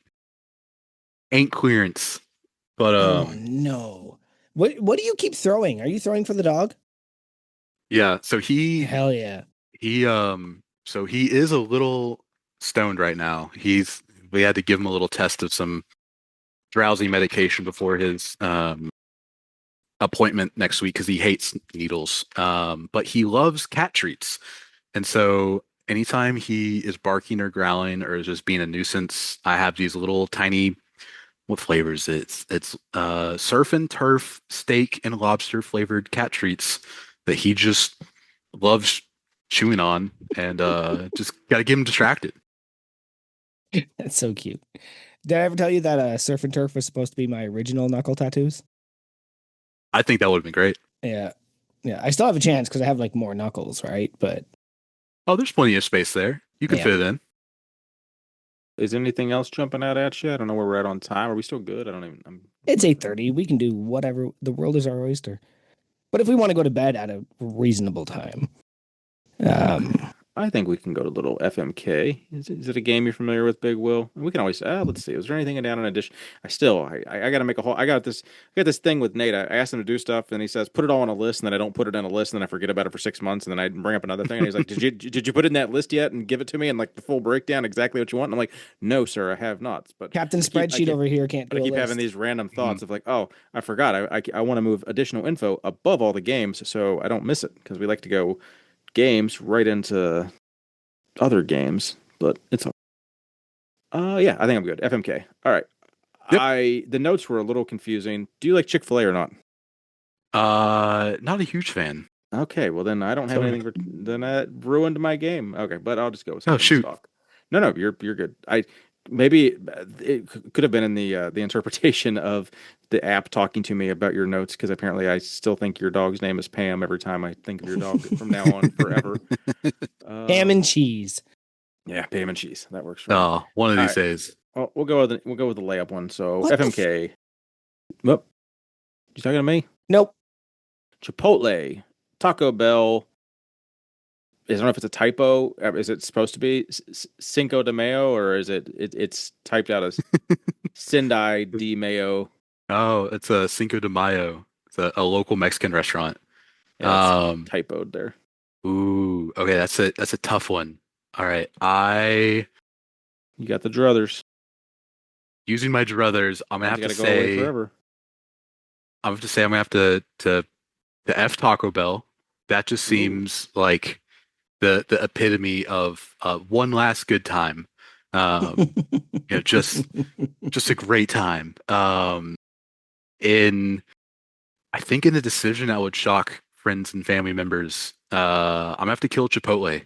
Mm. They've gotten a little too greedy over the last little bit with that protein side nonsense where they're like, pay $5, you get a scoop of chicken, Yeah, but a it's like whole bowl's 3 ounces of $9. it's literally like 3 ounces of chicken for Yeah, I'm like, what are it's you? more than $1 an ounce. You can Yeah, It's like a literally dollar get an 50 an ounce of entire chicken.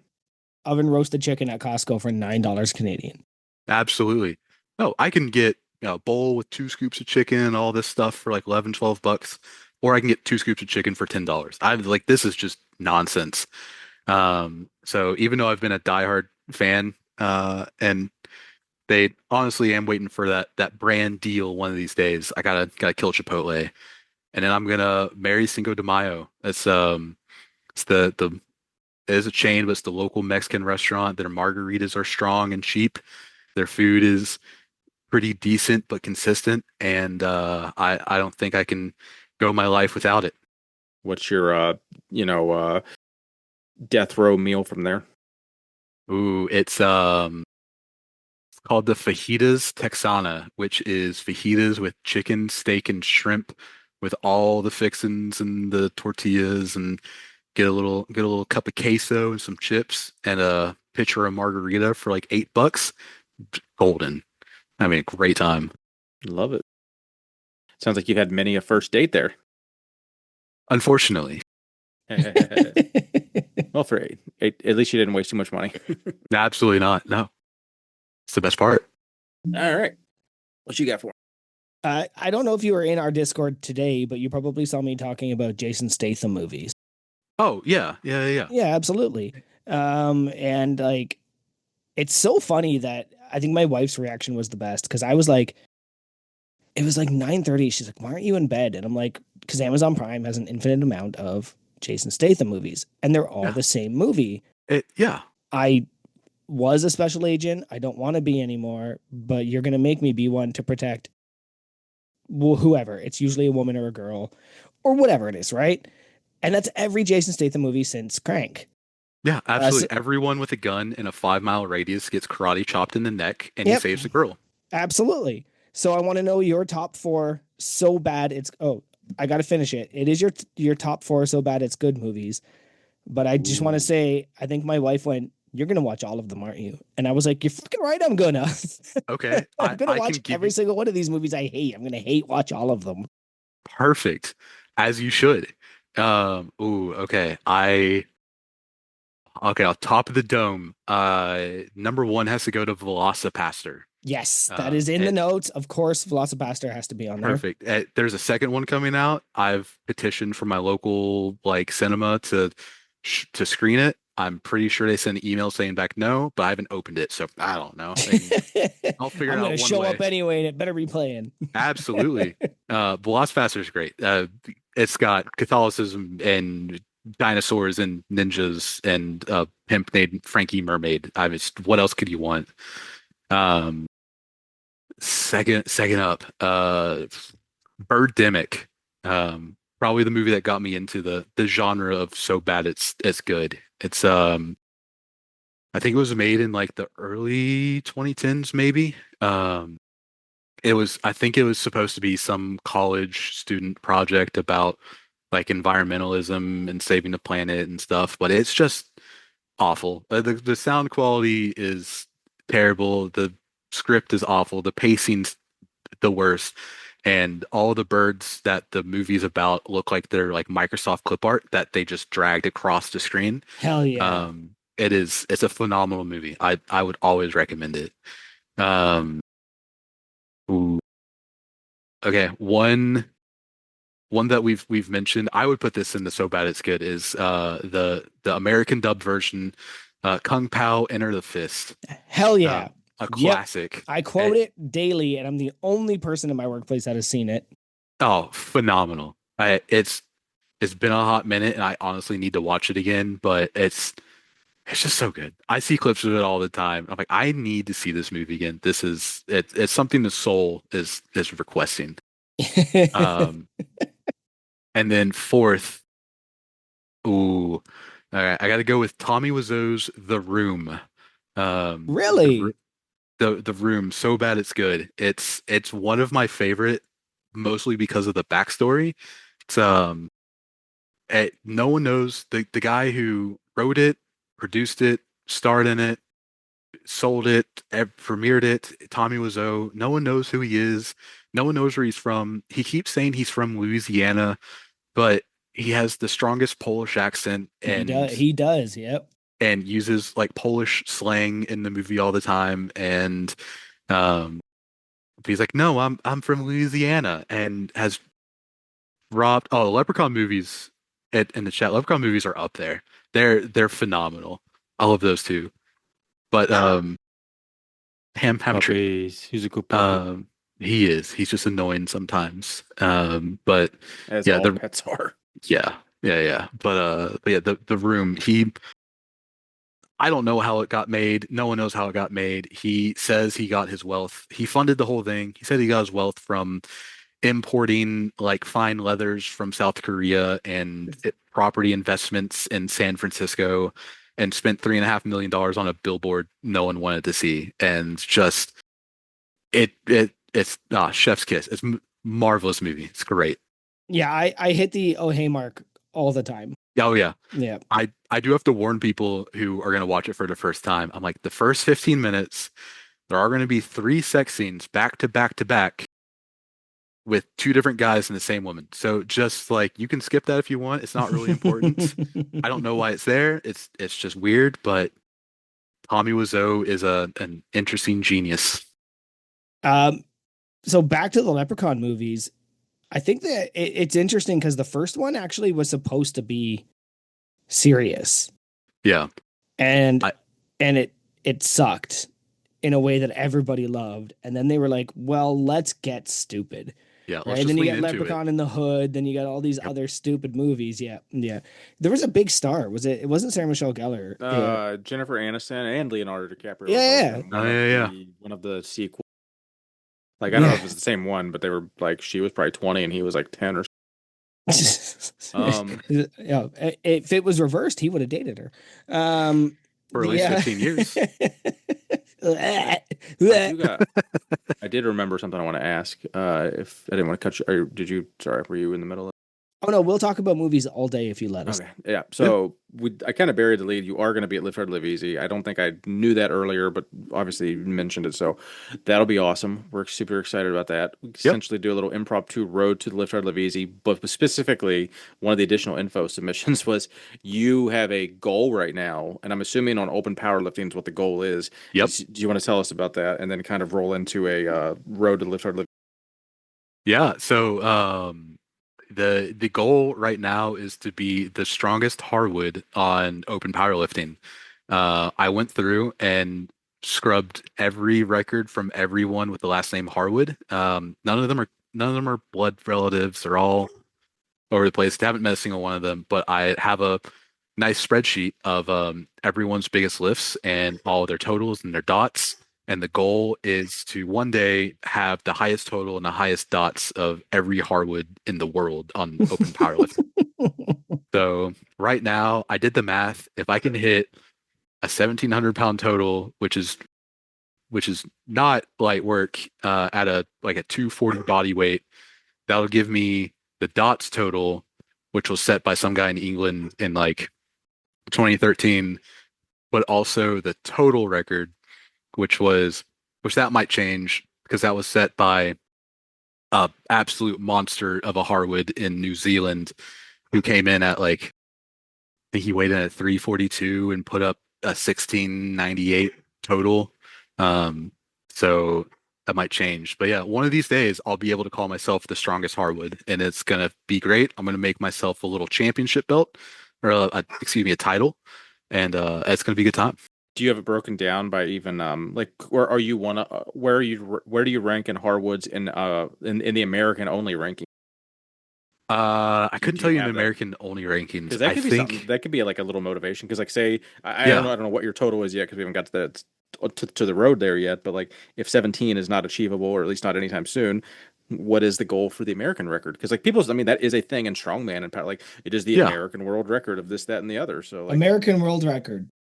you could have it. Well, it's still the American. I think that's a American term. world I know. record. Shut up. The hey, American our record. baseball series is the World Series. Yeah, all right. Yeah. Americans could do what they want. That's Sometimes that's I how it forget. works. You did. Americans forget the rest of the world exists. You did Sometimes we catch me forget there. to. It Yeah, is yeah. The American record, if you will, the American I Harwood record. I haven't broken it down. That's a Ah, good idea. are I'm you gonna break it motivated to down look by at that? All right. American. Well, let Yeah, us know in the but Discord next week, and we'll we'll do. see where you're at. All right, I and right then now I was gonna say right now I'm number 9 in total, but number 13 in dots. so then how's training? Like training specifically, like where are your numbers at? What are you looking to hit? And what have you been most enjoying about training for a big competition and heading out to the Dean? Yeah. So last April was my first powerlifting meet in I think about 8.5 years, and I did get red lighted for rushing a rack command on my squat and bench, so I'm trying to get those back. It was a 440 squat and a 285 bench. But I know I can hit those in comp, and then I hit a 501 deadlift. Yeah. I got the three white whites on that, so I'm psyched about that. So those are the goal right now. And if I beat those, I'll be psyched. But yeah, training's going well. I think I hit 4 lifts a week. Doing squat, bench, deadlift. I'm doing Alex Bromley's Bull Mastiff program right now, just following that spreadsheet. And then on Saturdays, I'll do a little strongman Saturday. Do That a some. peaking block? I mean, you're obviously peaking for the Mhm. powerlifting meet. We're like 5 or like 4.5, 5 weeks out right now. Yeah, yeah. So I just started peaking for it, so I'll be good to go. But yeah. yeah, things are moving good, feeling good. Making sure I stretch and stay hydrated and don't be dumb this time around. So I'm looking forward to it and hoping to put up some decent numbers in the Dean.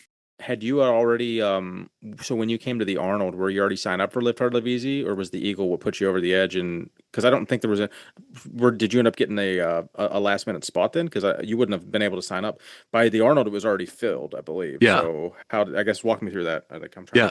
to. No, I by the time that the Lift Harley Easy was announced, I was all in on Okay, Massonomics and the crew stuff. I was like, gotcha. this is like these are You signed up like before meeting anybody, like in person. Yeah, I was like, So this is a great time, great vibes, very great cool, very people. cool.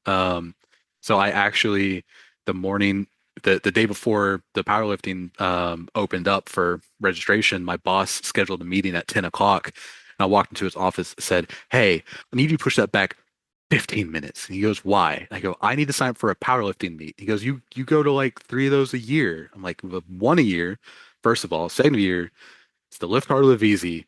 It's like, it sounds important. Like, it's very important. He's like, "I'll push it back." I was like, "Okay, thank Oh, you. I hell yeah. appreciate it." That's And awesome. but after that, I had to explain to him in that meeting what the lift hard live easy was and Oh no, Massonomics in and front of everybody? just him and like two coworkers. And I'm like, Oh, hmm, I'm in a is it cult. great? I'm in a cult. It did sell Um, out pretty quick, so I you did had sell to out. timely, being timely was important. Yeah. So I was super psyched to get a spot to go lift there. So I'm lifting in I think in the men's open 275. So I'll be lifting with big Brandon O'Doyle rules. Um, Good dude. yeah. So That's awesome. I'm psyched. That's wild to have like joined crew in November and signed up for a powerlifting meet in like January. Like that's to go drop like 2 grand to get out to Aberdeen and have a 4 day weekend with the boys that you hadn't met yet. The cool thing is, so at the Eagle there was like 40 of us at the Eagle and probably 25 of those at least are going to the Dean. So Yeah. like that had to help like solidify your okay, cool, I did make a good decision to sign up. Like Oh, I imagine that thought went through your head or something of that variation.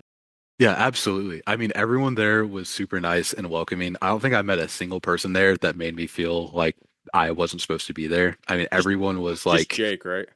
yeah, just Jake. Just just dropping that on me that, I'm putting my foot in my mouth. Um, No, we're kidding. but We love like Jake. even meeting Tommy and Tanner was huge. Like they came in and said hi to me, and I think Tanner and I were in a conversation about something, talking about from being from Nashville, and he got pulled away to something else, some other conversation. I was like, "Oh, okay, I'll probably never see him again tonight. That's whatever. It's fine. Okay, see ya." And then like 15 minutes later, I'm standing around, and he comes up. He's like, "So, Nashville." I was like, "So you remember we were having a conversation? You remember what we were talking about? You're gonna follow up." I'm like, what kind of social circles am I hanging out in where that's not the norm? I'm like, who am I hanging out with? The Um, realization when like you realize they're just cool dudes that like yeah, are your friends and like aren't these like people like they're not I don't know I, they're just dudes that are our friends but we at yeah, consume so much of their content that it's at just the make at the meet I was at, Chris actually said, like, do you talk to Tanner a lot? And that was such a weird question it's because of course I do. several days a week there's Yeah, right. either I yeah, was like, a DM or a text thread going or a group chat going yes. yeah, but I guess to other people, and like Will's saying right now, that's different. Because I was like, well, of course I do. Like yeah, we wouldn't be here doing this podcast without him. That's what I Yeah. said, yeah. right? I would, And like I've known Tanner now for over 4 years, right? So yeah, that is the yeah. I've been to a Discord meetup before in Nashville, and it was like put on by For three people Warhammer. who kind of it's for something nerdier, but we Gotcha. it was a little anime meetup. I was like, you know what? Let me see what these people are about, and it was very cliquish. The people kind of had their groups already pre-made, and the people who kind of ran the Discord were like kind of holier than thou, like, don't really talk to us, kind of short. And I was like, these guys are kind of douchebags. Like, I'm not coming back here.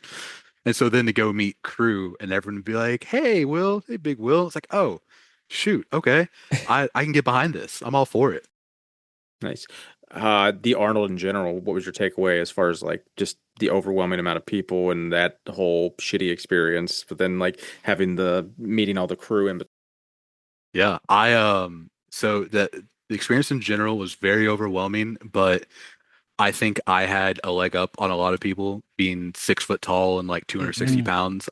People kind of just naturally parted the seas for me because I was just physically larger than a lot of the broccoli heads, which was nice. But man, the lines were crazy. There were just too many people there. I just like saw too many influencers trying to make content.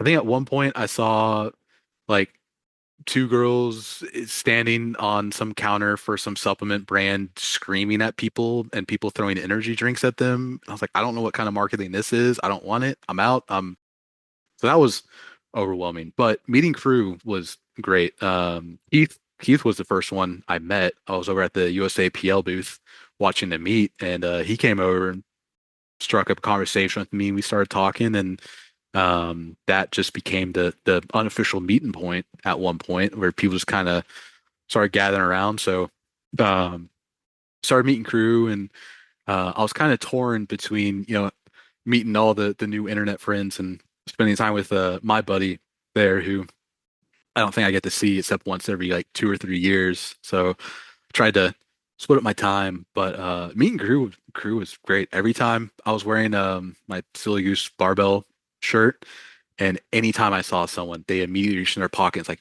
here's a sticker, bud. Hey, how's it going? Yeah. I was like, all right, I need to get stickers now. So I actually just got my plate snacks order of 100 stickers, and I'll Nice. be ready for Lift Hard, Live Easy and Is there ready a to discount code for them? code unpaid, of That's course. right. Yeah. Save some cash. You could just send me one of those. Oh, absolutely. Just saying. I'll shoot you a DM. Yeah, buddy. I just one quick, so unrelated to Will. I just went to go pee a little bit ago, and it's almost 9 o'clock at night, and fully expecting to be pitch black when I opened up the door to go down the hallway to Nope. go to the bathroom. Nope. It's fuck. I just got The sun is bukkake in still the out. face with the sun, Yep. and I was like, "What in the Oh. shit?" It shocked me, like how bright it was through my house. You're close enough. Did you see the Northern Lights last night or the night I didn't. before? I remember seeing something about it on the news or something, and then I was like, "Oh, it says we can see it in this part of this country," and I was like, "I Yeah. never looked." No, I I went should out and have. I couldn't see. I'm But jealous y'all get to see the Northern Lights. Every time it comes down this far south, it just gets cloudy. I never get to see it. Like I stayed up till 3 a.m. for nothing. Thanks. So the key to doing that, I'll let everybody know, is you set your phone on a tripod or on a stand, and you set the exposure for as long as it'll go, and you take a picture of the sky, and you should still be able to see it through the clouds. So there's like varying versions of the Northern Lights. There's the naked eye, and then there's the camera eye. So next time that happens, try that trick because you still might get a picture. I'll let you know if it works or not next time. If it doesn't work, you're gonna get a strongly worded letter in the mail and it, with if it a With doesn't, chip stickers. sticker. Yeah. With if it, stickers, if it absolutely. doesn't work on the Northern Lights, it might work on your male entertainer friend though. If I can find him, Yeah. Misconnections. Don't act like ah, you don't remember his business, his name. I'm not gonna share it here. Hi guys, this might be weird and not sexual, but I'd really like to meet so and so again. You had an employee 7 years ago. His name was Tom. He was my friend. Look, if I show up to the dean with a +1, don't ask questions. All right, Joey, do you want to hit him with the affiliates there? Yeah, the new ones. We got Barbell Rescue. That's a code unpaid. Going really well. Actually, at the meet I was at, I was kind of pissed they weren't using Barbell Rescue. I kind of wished I'd brought one, watching them take a toothbrush style thing to the barbell. Fucking rookie.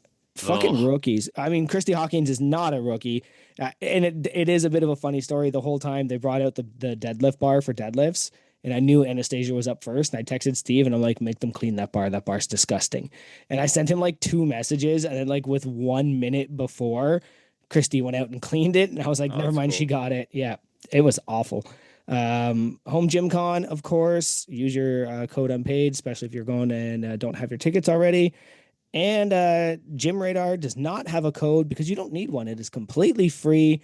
If you're a certified gym, you get the next level. There are certain tiers, but you still get general access just by signing up. Add your gym, you can do reviews, you can add some photos. You know, case in point, we're going to talk about Big Will's gym here, where he has 8 photos because he is indeed certified with a really cool version of the certified flag. I wanted to bring that up at some point today. He has both certifications, the green and the red, and what he did was fold it in half diagonally so that the flag is both flags. That's really cool. I pointed that out earlier to Keith and didn't get to bring it up. And those are, of course, the sponsors for today and our affiliates. switch it.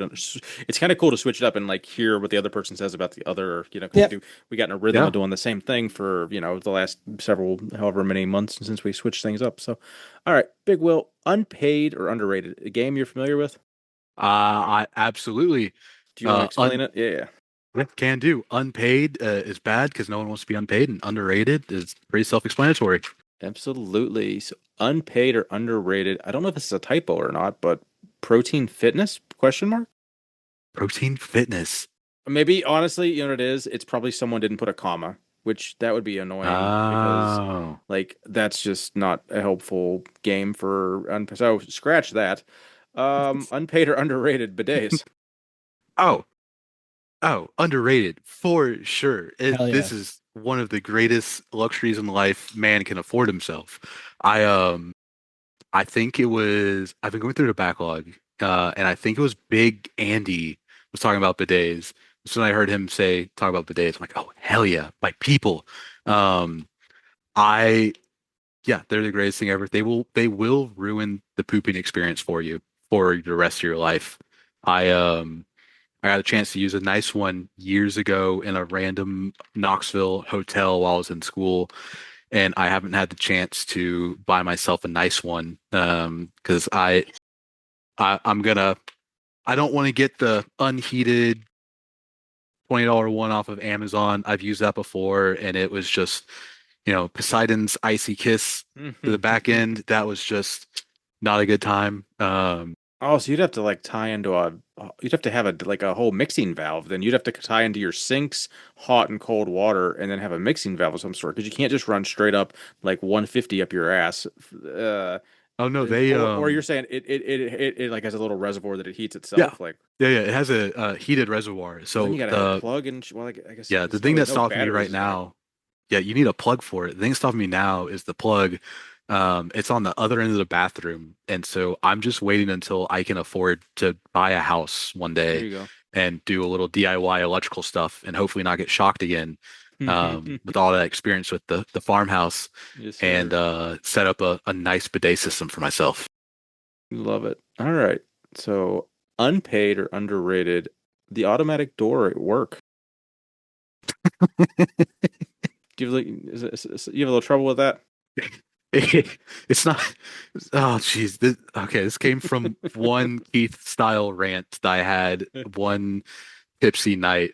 So it's not the door I have the issue with. It's the people that use the daggum door I have an issue with. So at work, there's this big door with, one side is manual, one side's automatic. You can push a button and automatic one opens, but it takes like 15 seconds to open. It's so slow.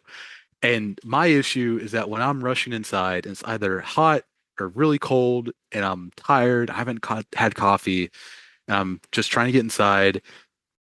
People are just gonna stand there and push the button for the automatic door and make me stand there for like 5 seconds, inconveniencing my day. How dare they for for them not having to open a door? I'm like, y'all, it's not that hard. It's not a heavy door. It takes 1 second to walk through that door if you open it manually. It takes 5 seconds if you just hit that button. And then what's worse is when I'm trying to walk out and someone's trying to walk in and they use the manual door. They're standing in front or using the automatic door. They stand in front of the manual door. So now I have to stand there and stare at them awkwardly through this glass door while we're just kind of playing this weird dancing game trying to figure out who's going to go through which door. And I'm like, y'all, it's, yeah, it's not the door, it's the people. Yeah. And I don't know why it bugs me so much. It's just like, stop for 5 seconds. But I'm just like, you have two functioning arms. You're carrying, a Stanley Cup the size of your head. Is it a sanitary? Because I like at all the throughways on 90 in New York up here, like all the rest stops. That is, you can push the handicap button and the door opens, but it takes fucking forever. But a lot of times I'll elbow that because fucking doorknobs are disgusting when it's a But there's also times like I'm not gonna wait. I don't know. Like I'm not gonna get in someone else's way and impede traffic. But a lot of times I Yeah. can like an elbow, and if it opens quick enough, I'll It yeah, it could be sanitary. I think I just get more frustrated when it's like impede heavy it. winds and 30 degrees and my face hurts and I'm grumpy. And I'm just honestly being a little bit of a bitch, but you know what? Yeah. It's my one frustration I Well, you're allowed to have have. druthers, so that Yes. tracks. All Got my right. druthers. Unpaid or underrated? Did we get an unpaid on that one? Oh yeah. I'm assuming. I don't know if you did answer that. You told the story Oh, first. oh, my bad. Unpaid. Good deal. For sure. That door I is mean, it unpaid. sounded underrated. I mean, your story, We need an answer. Look, your, if you love automatic doors, that thing's underrated, your but I did story not. That's definitely makes me want to hope that everyone keeps pushing the button for you, just to I will. so you can Oh tell this. man. I want to So hear they you tell the story this what they do summer is they again. push the button and then they stand in front of the manual door to let you in first. I That wouldn't be the most frustrating thing on the planet ever. uh from now on, Keith, anytime I'm held up by someone at this door, I will DM you. Like, damn you, Keith.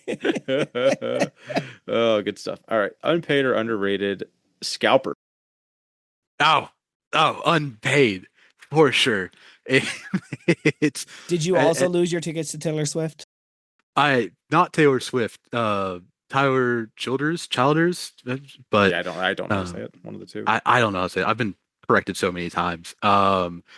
No, it's not even just the ticket scalpers. It's like the hobby scalpers. Like the Pokemon cards is a big one. Oh Like yeah. I got a you fucking see, coworker that does that. He's like, "Oh, I'm gonna go buy this kit and oh sell it and God, blah blah blah."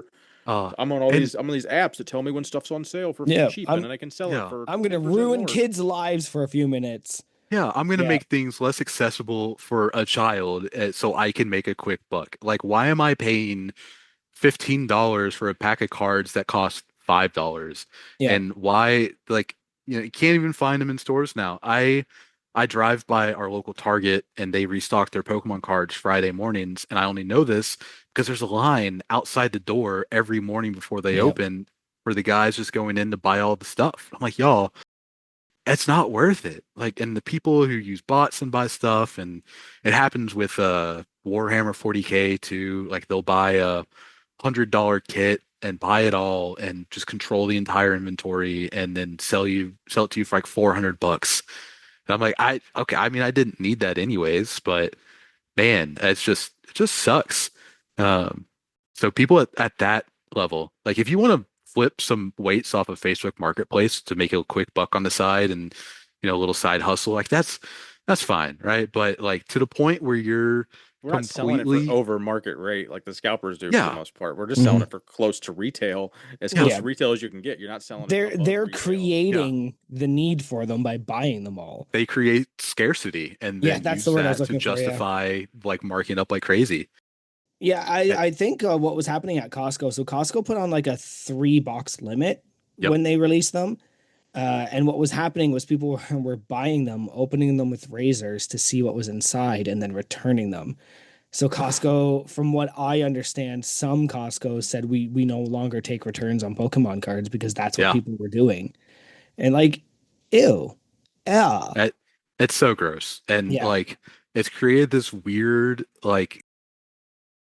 side effect where children now care about how much a card is valued. Like, I see a video on Instagram of an 8-year-old open up a pack of card and freaks out, like, "Oh, this card's $500." I'm like, dude, when I was 8, I was taking like Yeah. a Those went Charizard in my card. bike spokes. Yeah, it's going in my bike immediately. It's going in my back pocket or my SpongeBob wallet. Yeah. Like, I'm like, oh, this thing's cool, but it's, I don't know. I think it's just slowly ruining the hobby and making it less accessible. So scalpers can be unpaid. Agreed. Unless you're scalping crew cards, in which Oh case, yeah, whichever one Keith is looking for, charge him a premium. I support this message. Yeah. Yeah, yeah. So I think Hogan update Hogan he got 43 out of 47, I think, or 45 out of I think there was three crew that shit the bed and didn't get the card in time, but it is what it is. And sorry to bring up the incident, Will. No, no, it's all good. No, and Shouldn't that's a good record up. because you shit the bed earlier, remember? Ah, damn, No, what do you there have it to is. remind me? Yeah. The CTE made me forget. No, no. At least you didn't throw those shorts on the counter and make somebody else clean them up. Hey, Yeah, big. at least Uh, they weren't lift shorts. well, yeah. You would have had to wash them if they were. You would There's have had to no put the coming hose. back from You would have that. had to put the hose water to them and I'm save actually them. wearing the That's a good Lift point. Evil shorts right now, and I just feel Oh, like, Those don't are wreck them. the sweatpants, aren't they? No, they're the Lift Evil The sweat collaboration. aren't they the sweatpant material or are they regular No, shorts? they're Okay, the they're the champion lift champions. shorts. I Yep. gotcha. Okay, my turn. Yeah. Unpaid or underrated? Bradford pear trees. That it's unpaid. I absolutely unpaid. I don't know if y'all have them up there or know what they are, but they are these that they're beautiful trees, right? They're like pretty white blossoms and they stay short and round and they look really nice and all that stuff.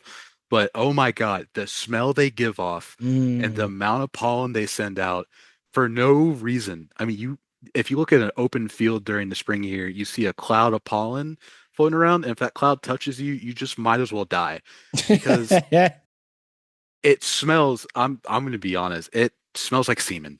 Like that there's no getting around it. It Asparagus is semen or I couldn't tell you. I don't know the difference. I they just smell like death and they provide no value and they're super weak.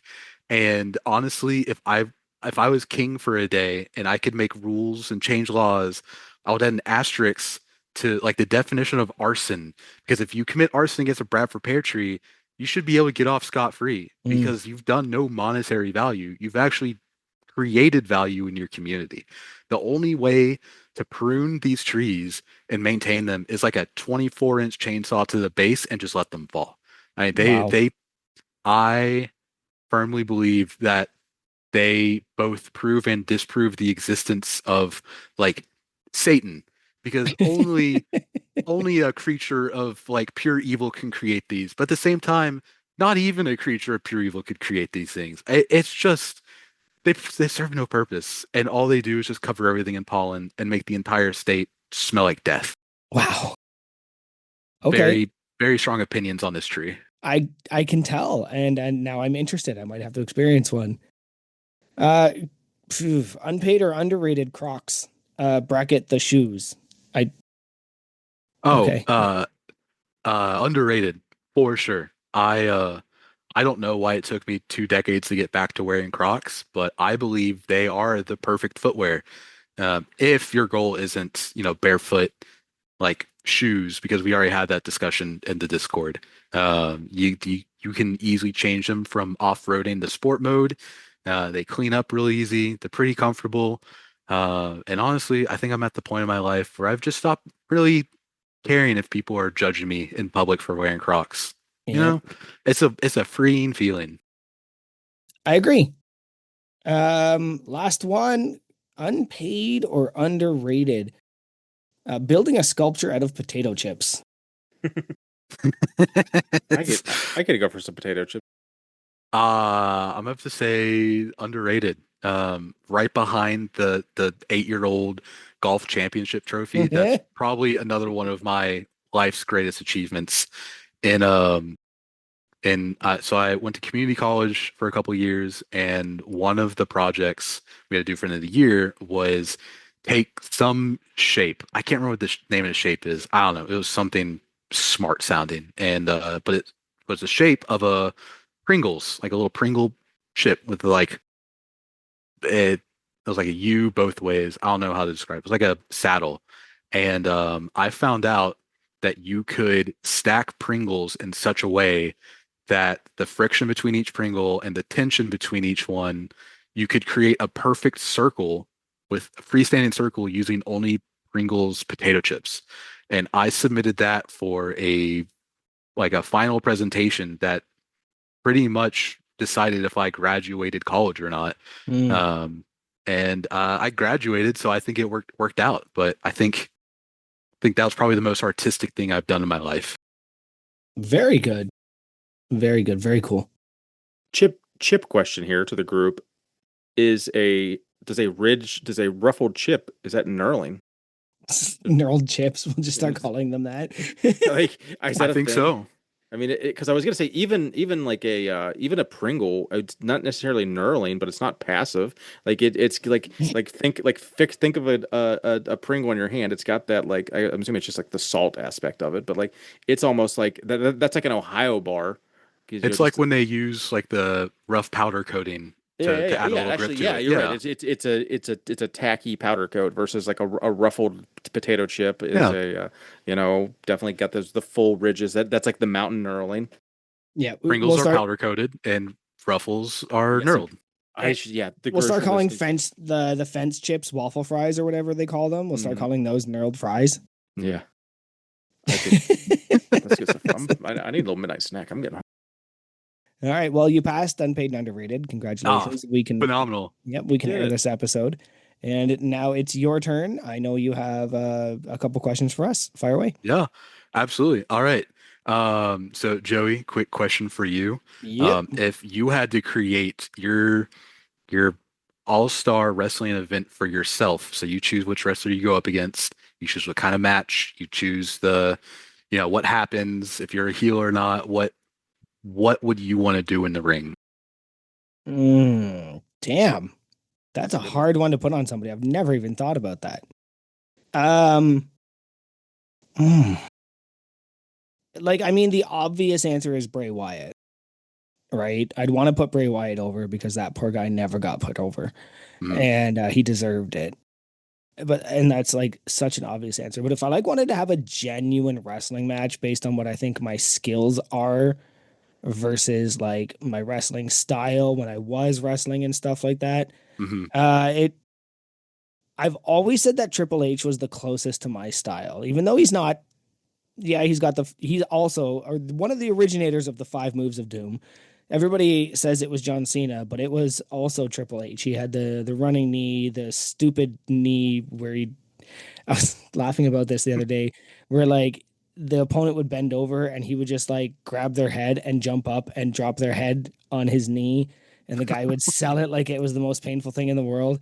And that move is dumb, but like, yeah, that would be one. And if I wanted to go ideally, like if I wanted to be like the kind of wrestler, it would be Taz.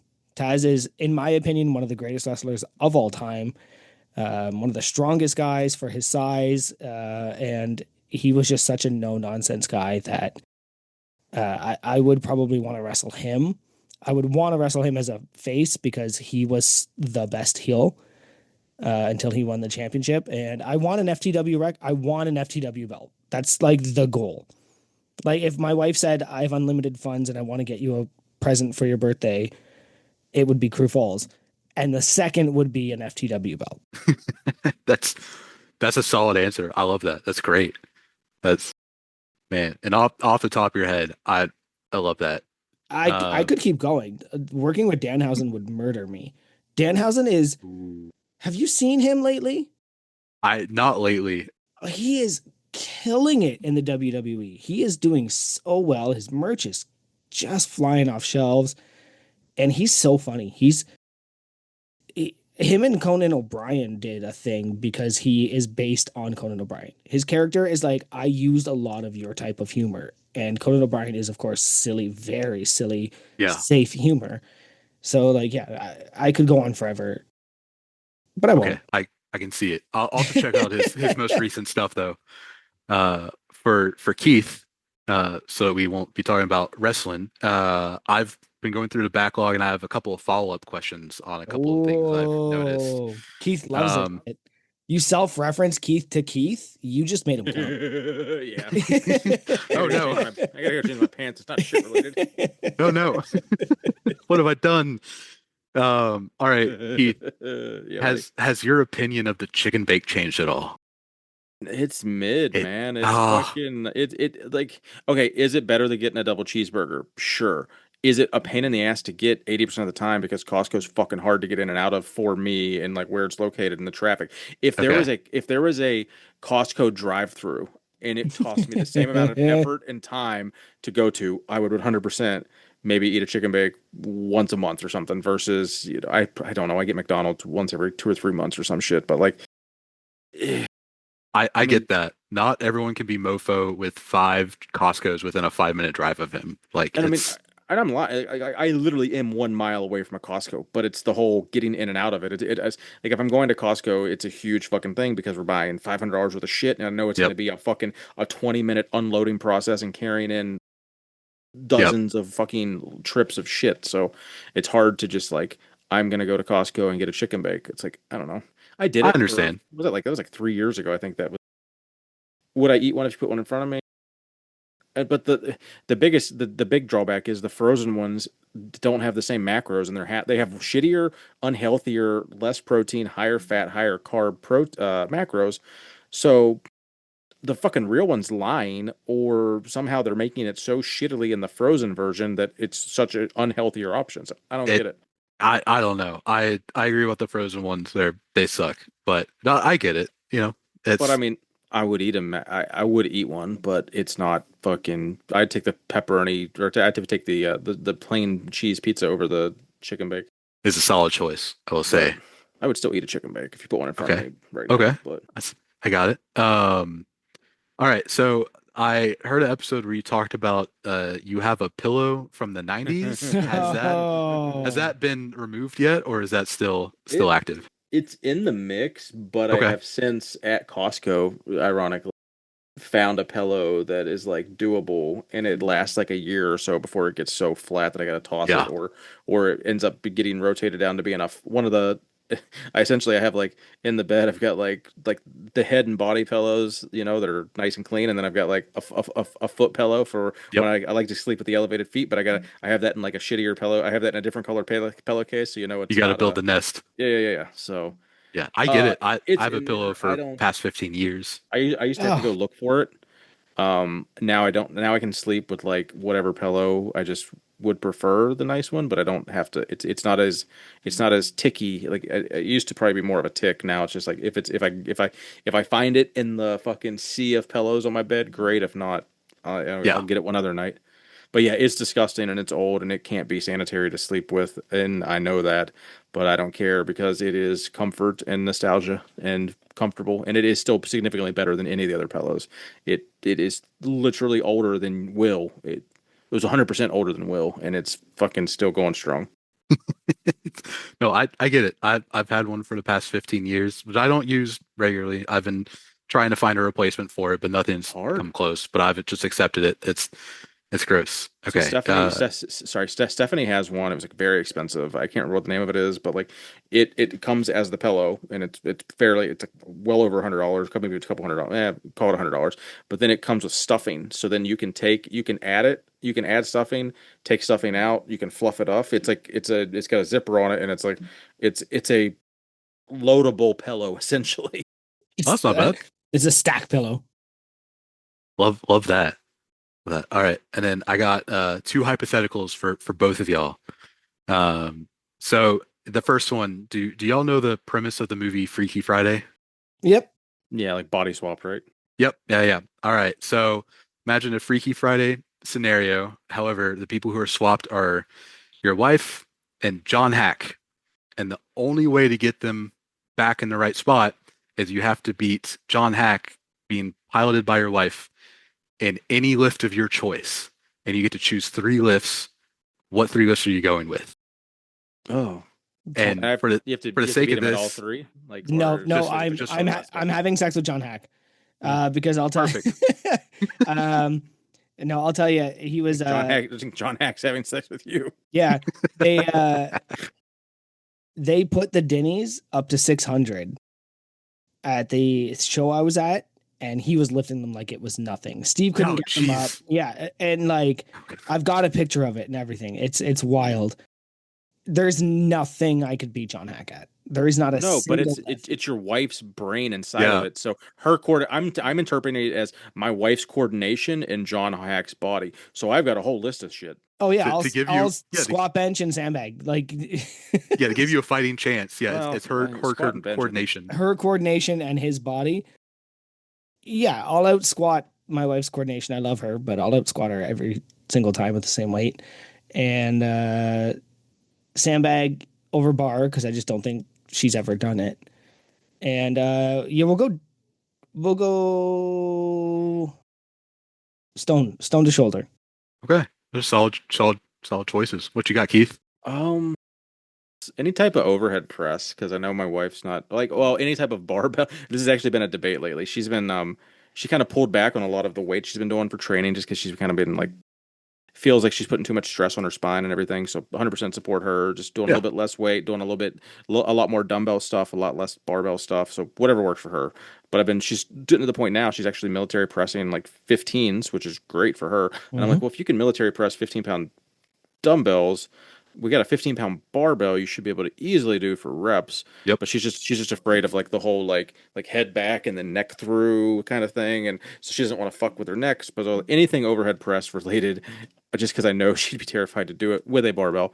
um a Husafelt carry, because just imagining Ooh. her picking something up and kind of like wrap like and it's really funny to think of my wife and John Heck's body, as far as like it's just like the brain swapping her into just like this like Greek god of muscle, but like still like relatively not a huge dude, because he's like maybe 220, 240. I mean, he's competed historically all under 200, but I'm assuming he's like 220 now, for example. So like not so massive that like just sheer body mass would work. So she'd have to know how to use his muscle, which I don't know. Like I don't think your brain would fire that quick to use the muscle. So I got to press, I got to carry. Oh, what else would be a good one? Log would probably be really right. Yeah. Like you could just Yeah. see them throwing themselves backwards. Like you have all that power but don't know how to use it. Like you would just like roll it up and fly backwards. I can see that. That would Yep. be a solid choice too. Let's see. All right. May, I yeah, got yeah. There's a lot of good ones out there. That's all a good. right. That's a wild. How the hell did you think of that one? A couple of buddies of mine, I mean, we throw out some random hypotheticals like that just every Nice. once in a while. It's usually dumb stuff like I asked the lasagna question on the Q&A. Like you take two lasagnas, stack them on top of each other. Is it one big lasagna or is it two lasagnas? Because They Mm. that's they talked about that for a minute too. Yeah. they talked about that longer than I thought. I was like, The most guys, random it's not that shit. deep. I remember listening. All right, and the last hypothetical for each of y'all. So let's say you are locked in a high school gymnasium with a very angry silverback gorilla, but you have the ability to create clones of yourself. How many clones of yourself do you think it's going to take to subdue the silverback gorilla? And just some statistics for you. The average male silverback gorilla is about 400 pounds, 6 feet tall, and his SBD record is about a 1,500 squat, 1,000 pound bench, and an 1,800 pound deadlift. Mm. So 400 pounds. But how tall are they, give or take? 6 foot They're like something. 6 foot You say 6 foot? Okay, so 6 foot, 400 pounds, with the biggest total of all time with times like a one like 4,300 total. Yep. yeah, so like a 1.4 of like the world record probably, or 1.5 of the world record. I tried Actually, to no, convert probably. the numbers into strongman numbers just to try to, make it a little Yeah, that's more digestible for y'all, but ChatGPT told me no.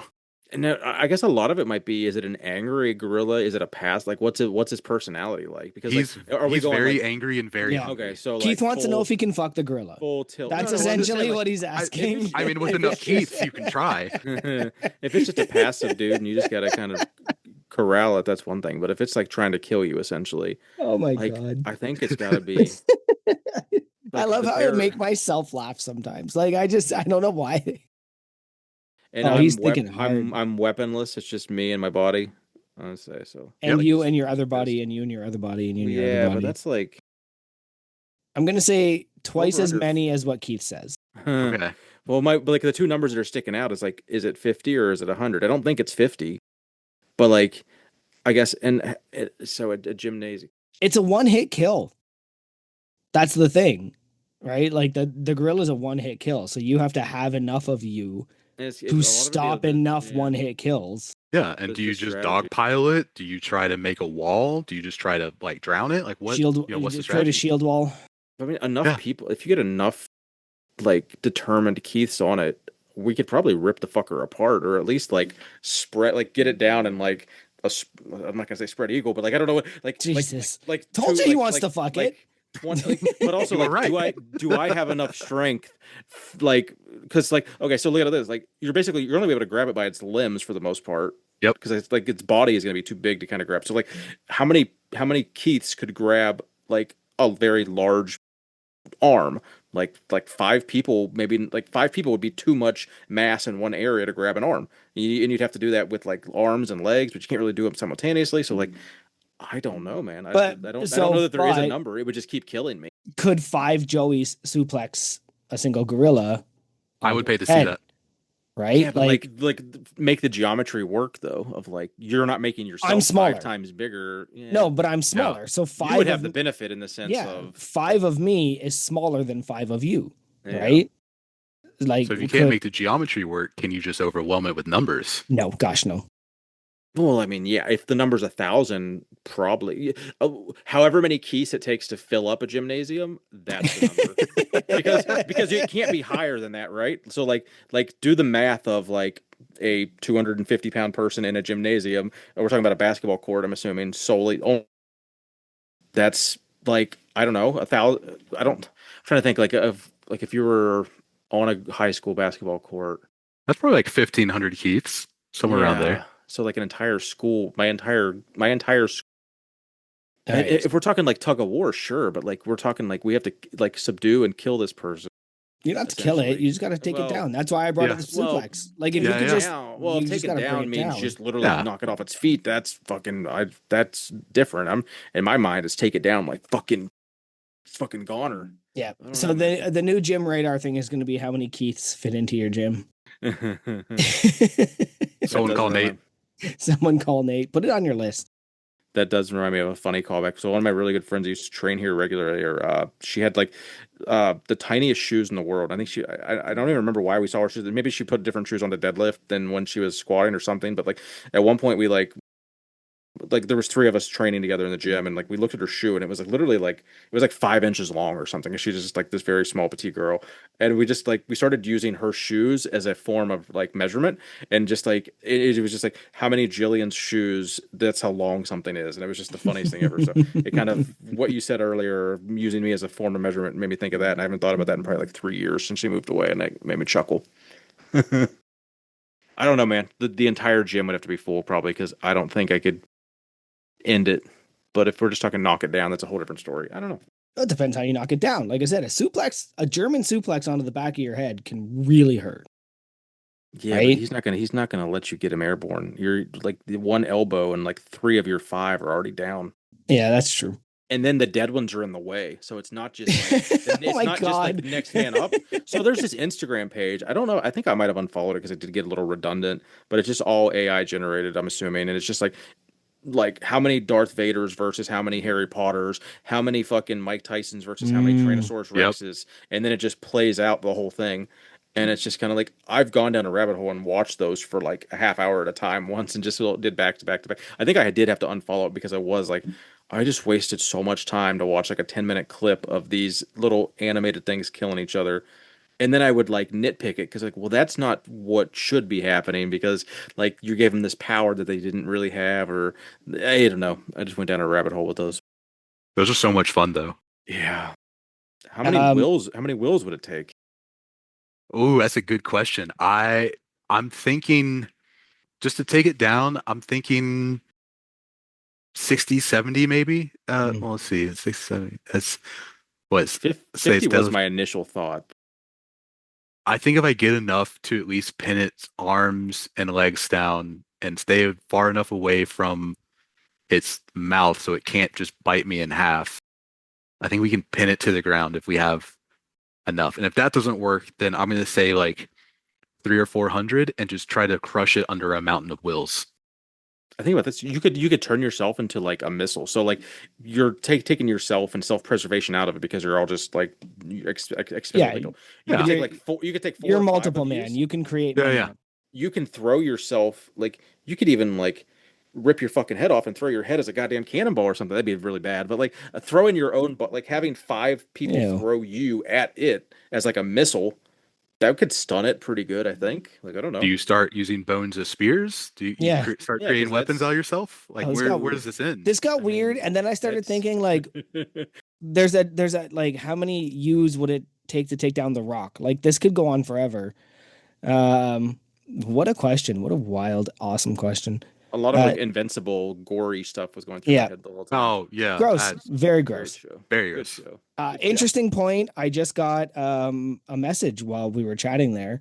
The From gym I Aquila. was at for the meet, Just Be Strong Gym, one of the biggest, most powerful gyms in the area, is shut down. The Like, city, Oh, the city went in and told them they could not operate there anymore. So breaking news, unpaid and Lame. underrated. oh, that sucks. Yeah, very lame. I don't have a reason why yet. Just the city has said you can't do that. Well, that was the place that hosted the meet last week, you're saying? Yep.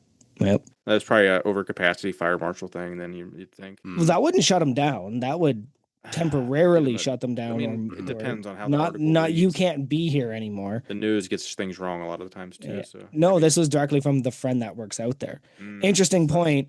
The guy who's helping me change my tires, who's my high school best friend, his sisters work out there. So he messaged me. He's like, "Is this the place you're going? Because my sister's pissed she can't lift today." And I was like, "That is the place I'm going." What a turn of events. Great episode, guys. Really fun hypothetical questions. Those, That was good. I think Like we talked about. you scratch me and Keith's brain a little bit when you do those. So that's really, really cool. But it is very late and I would love to go to bed soon. All right, Mhm. Big Will, we're gonna find you at Big Will. Instagram, Big Will Lifts, Discord, the other Big Will, and just about everywhere else is Cowstronaut. Spell that one for me. COWSTR. Stronaut, yeah. Oh, I was Astronaut like, with a are we cow. talking like cow, like the moo cow, like Oh yeah, moo cow. like Yeah. the fucking the hood on the jacket thing? Like I don't know. What? Yep. It's a cowl, isn't it?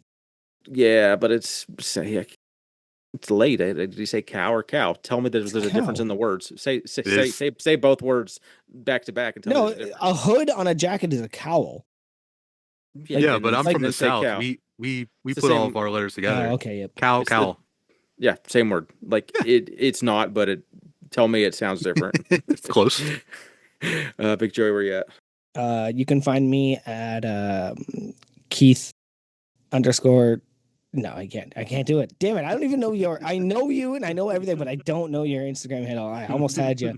You can find me at Joey _Malesko, MLECZKO, at Jim Radar. I am in the Dilf Dungeon, and that's about it.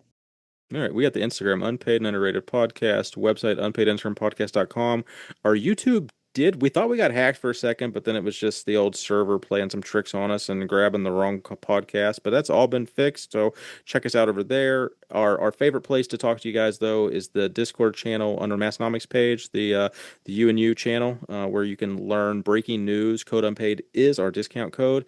I am Keith Honeycutt73 on Instagram. More importantly, go follow my Orange Gym Than a Wine Cellar on Discord, Instagram, and Gym Radar. Until then, see you next Tuesday.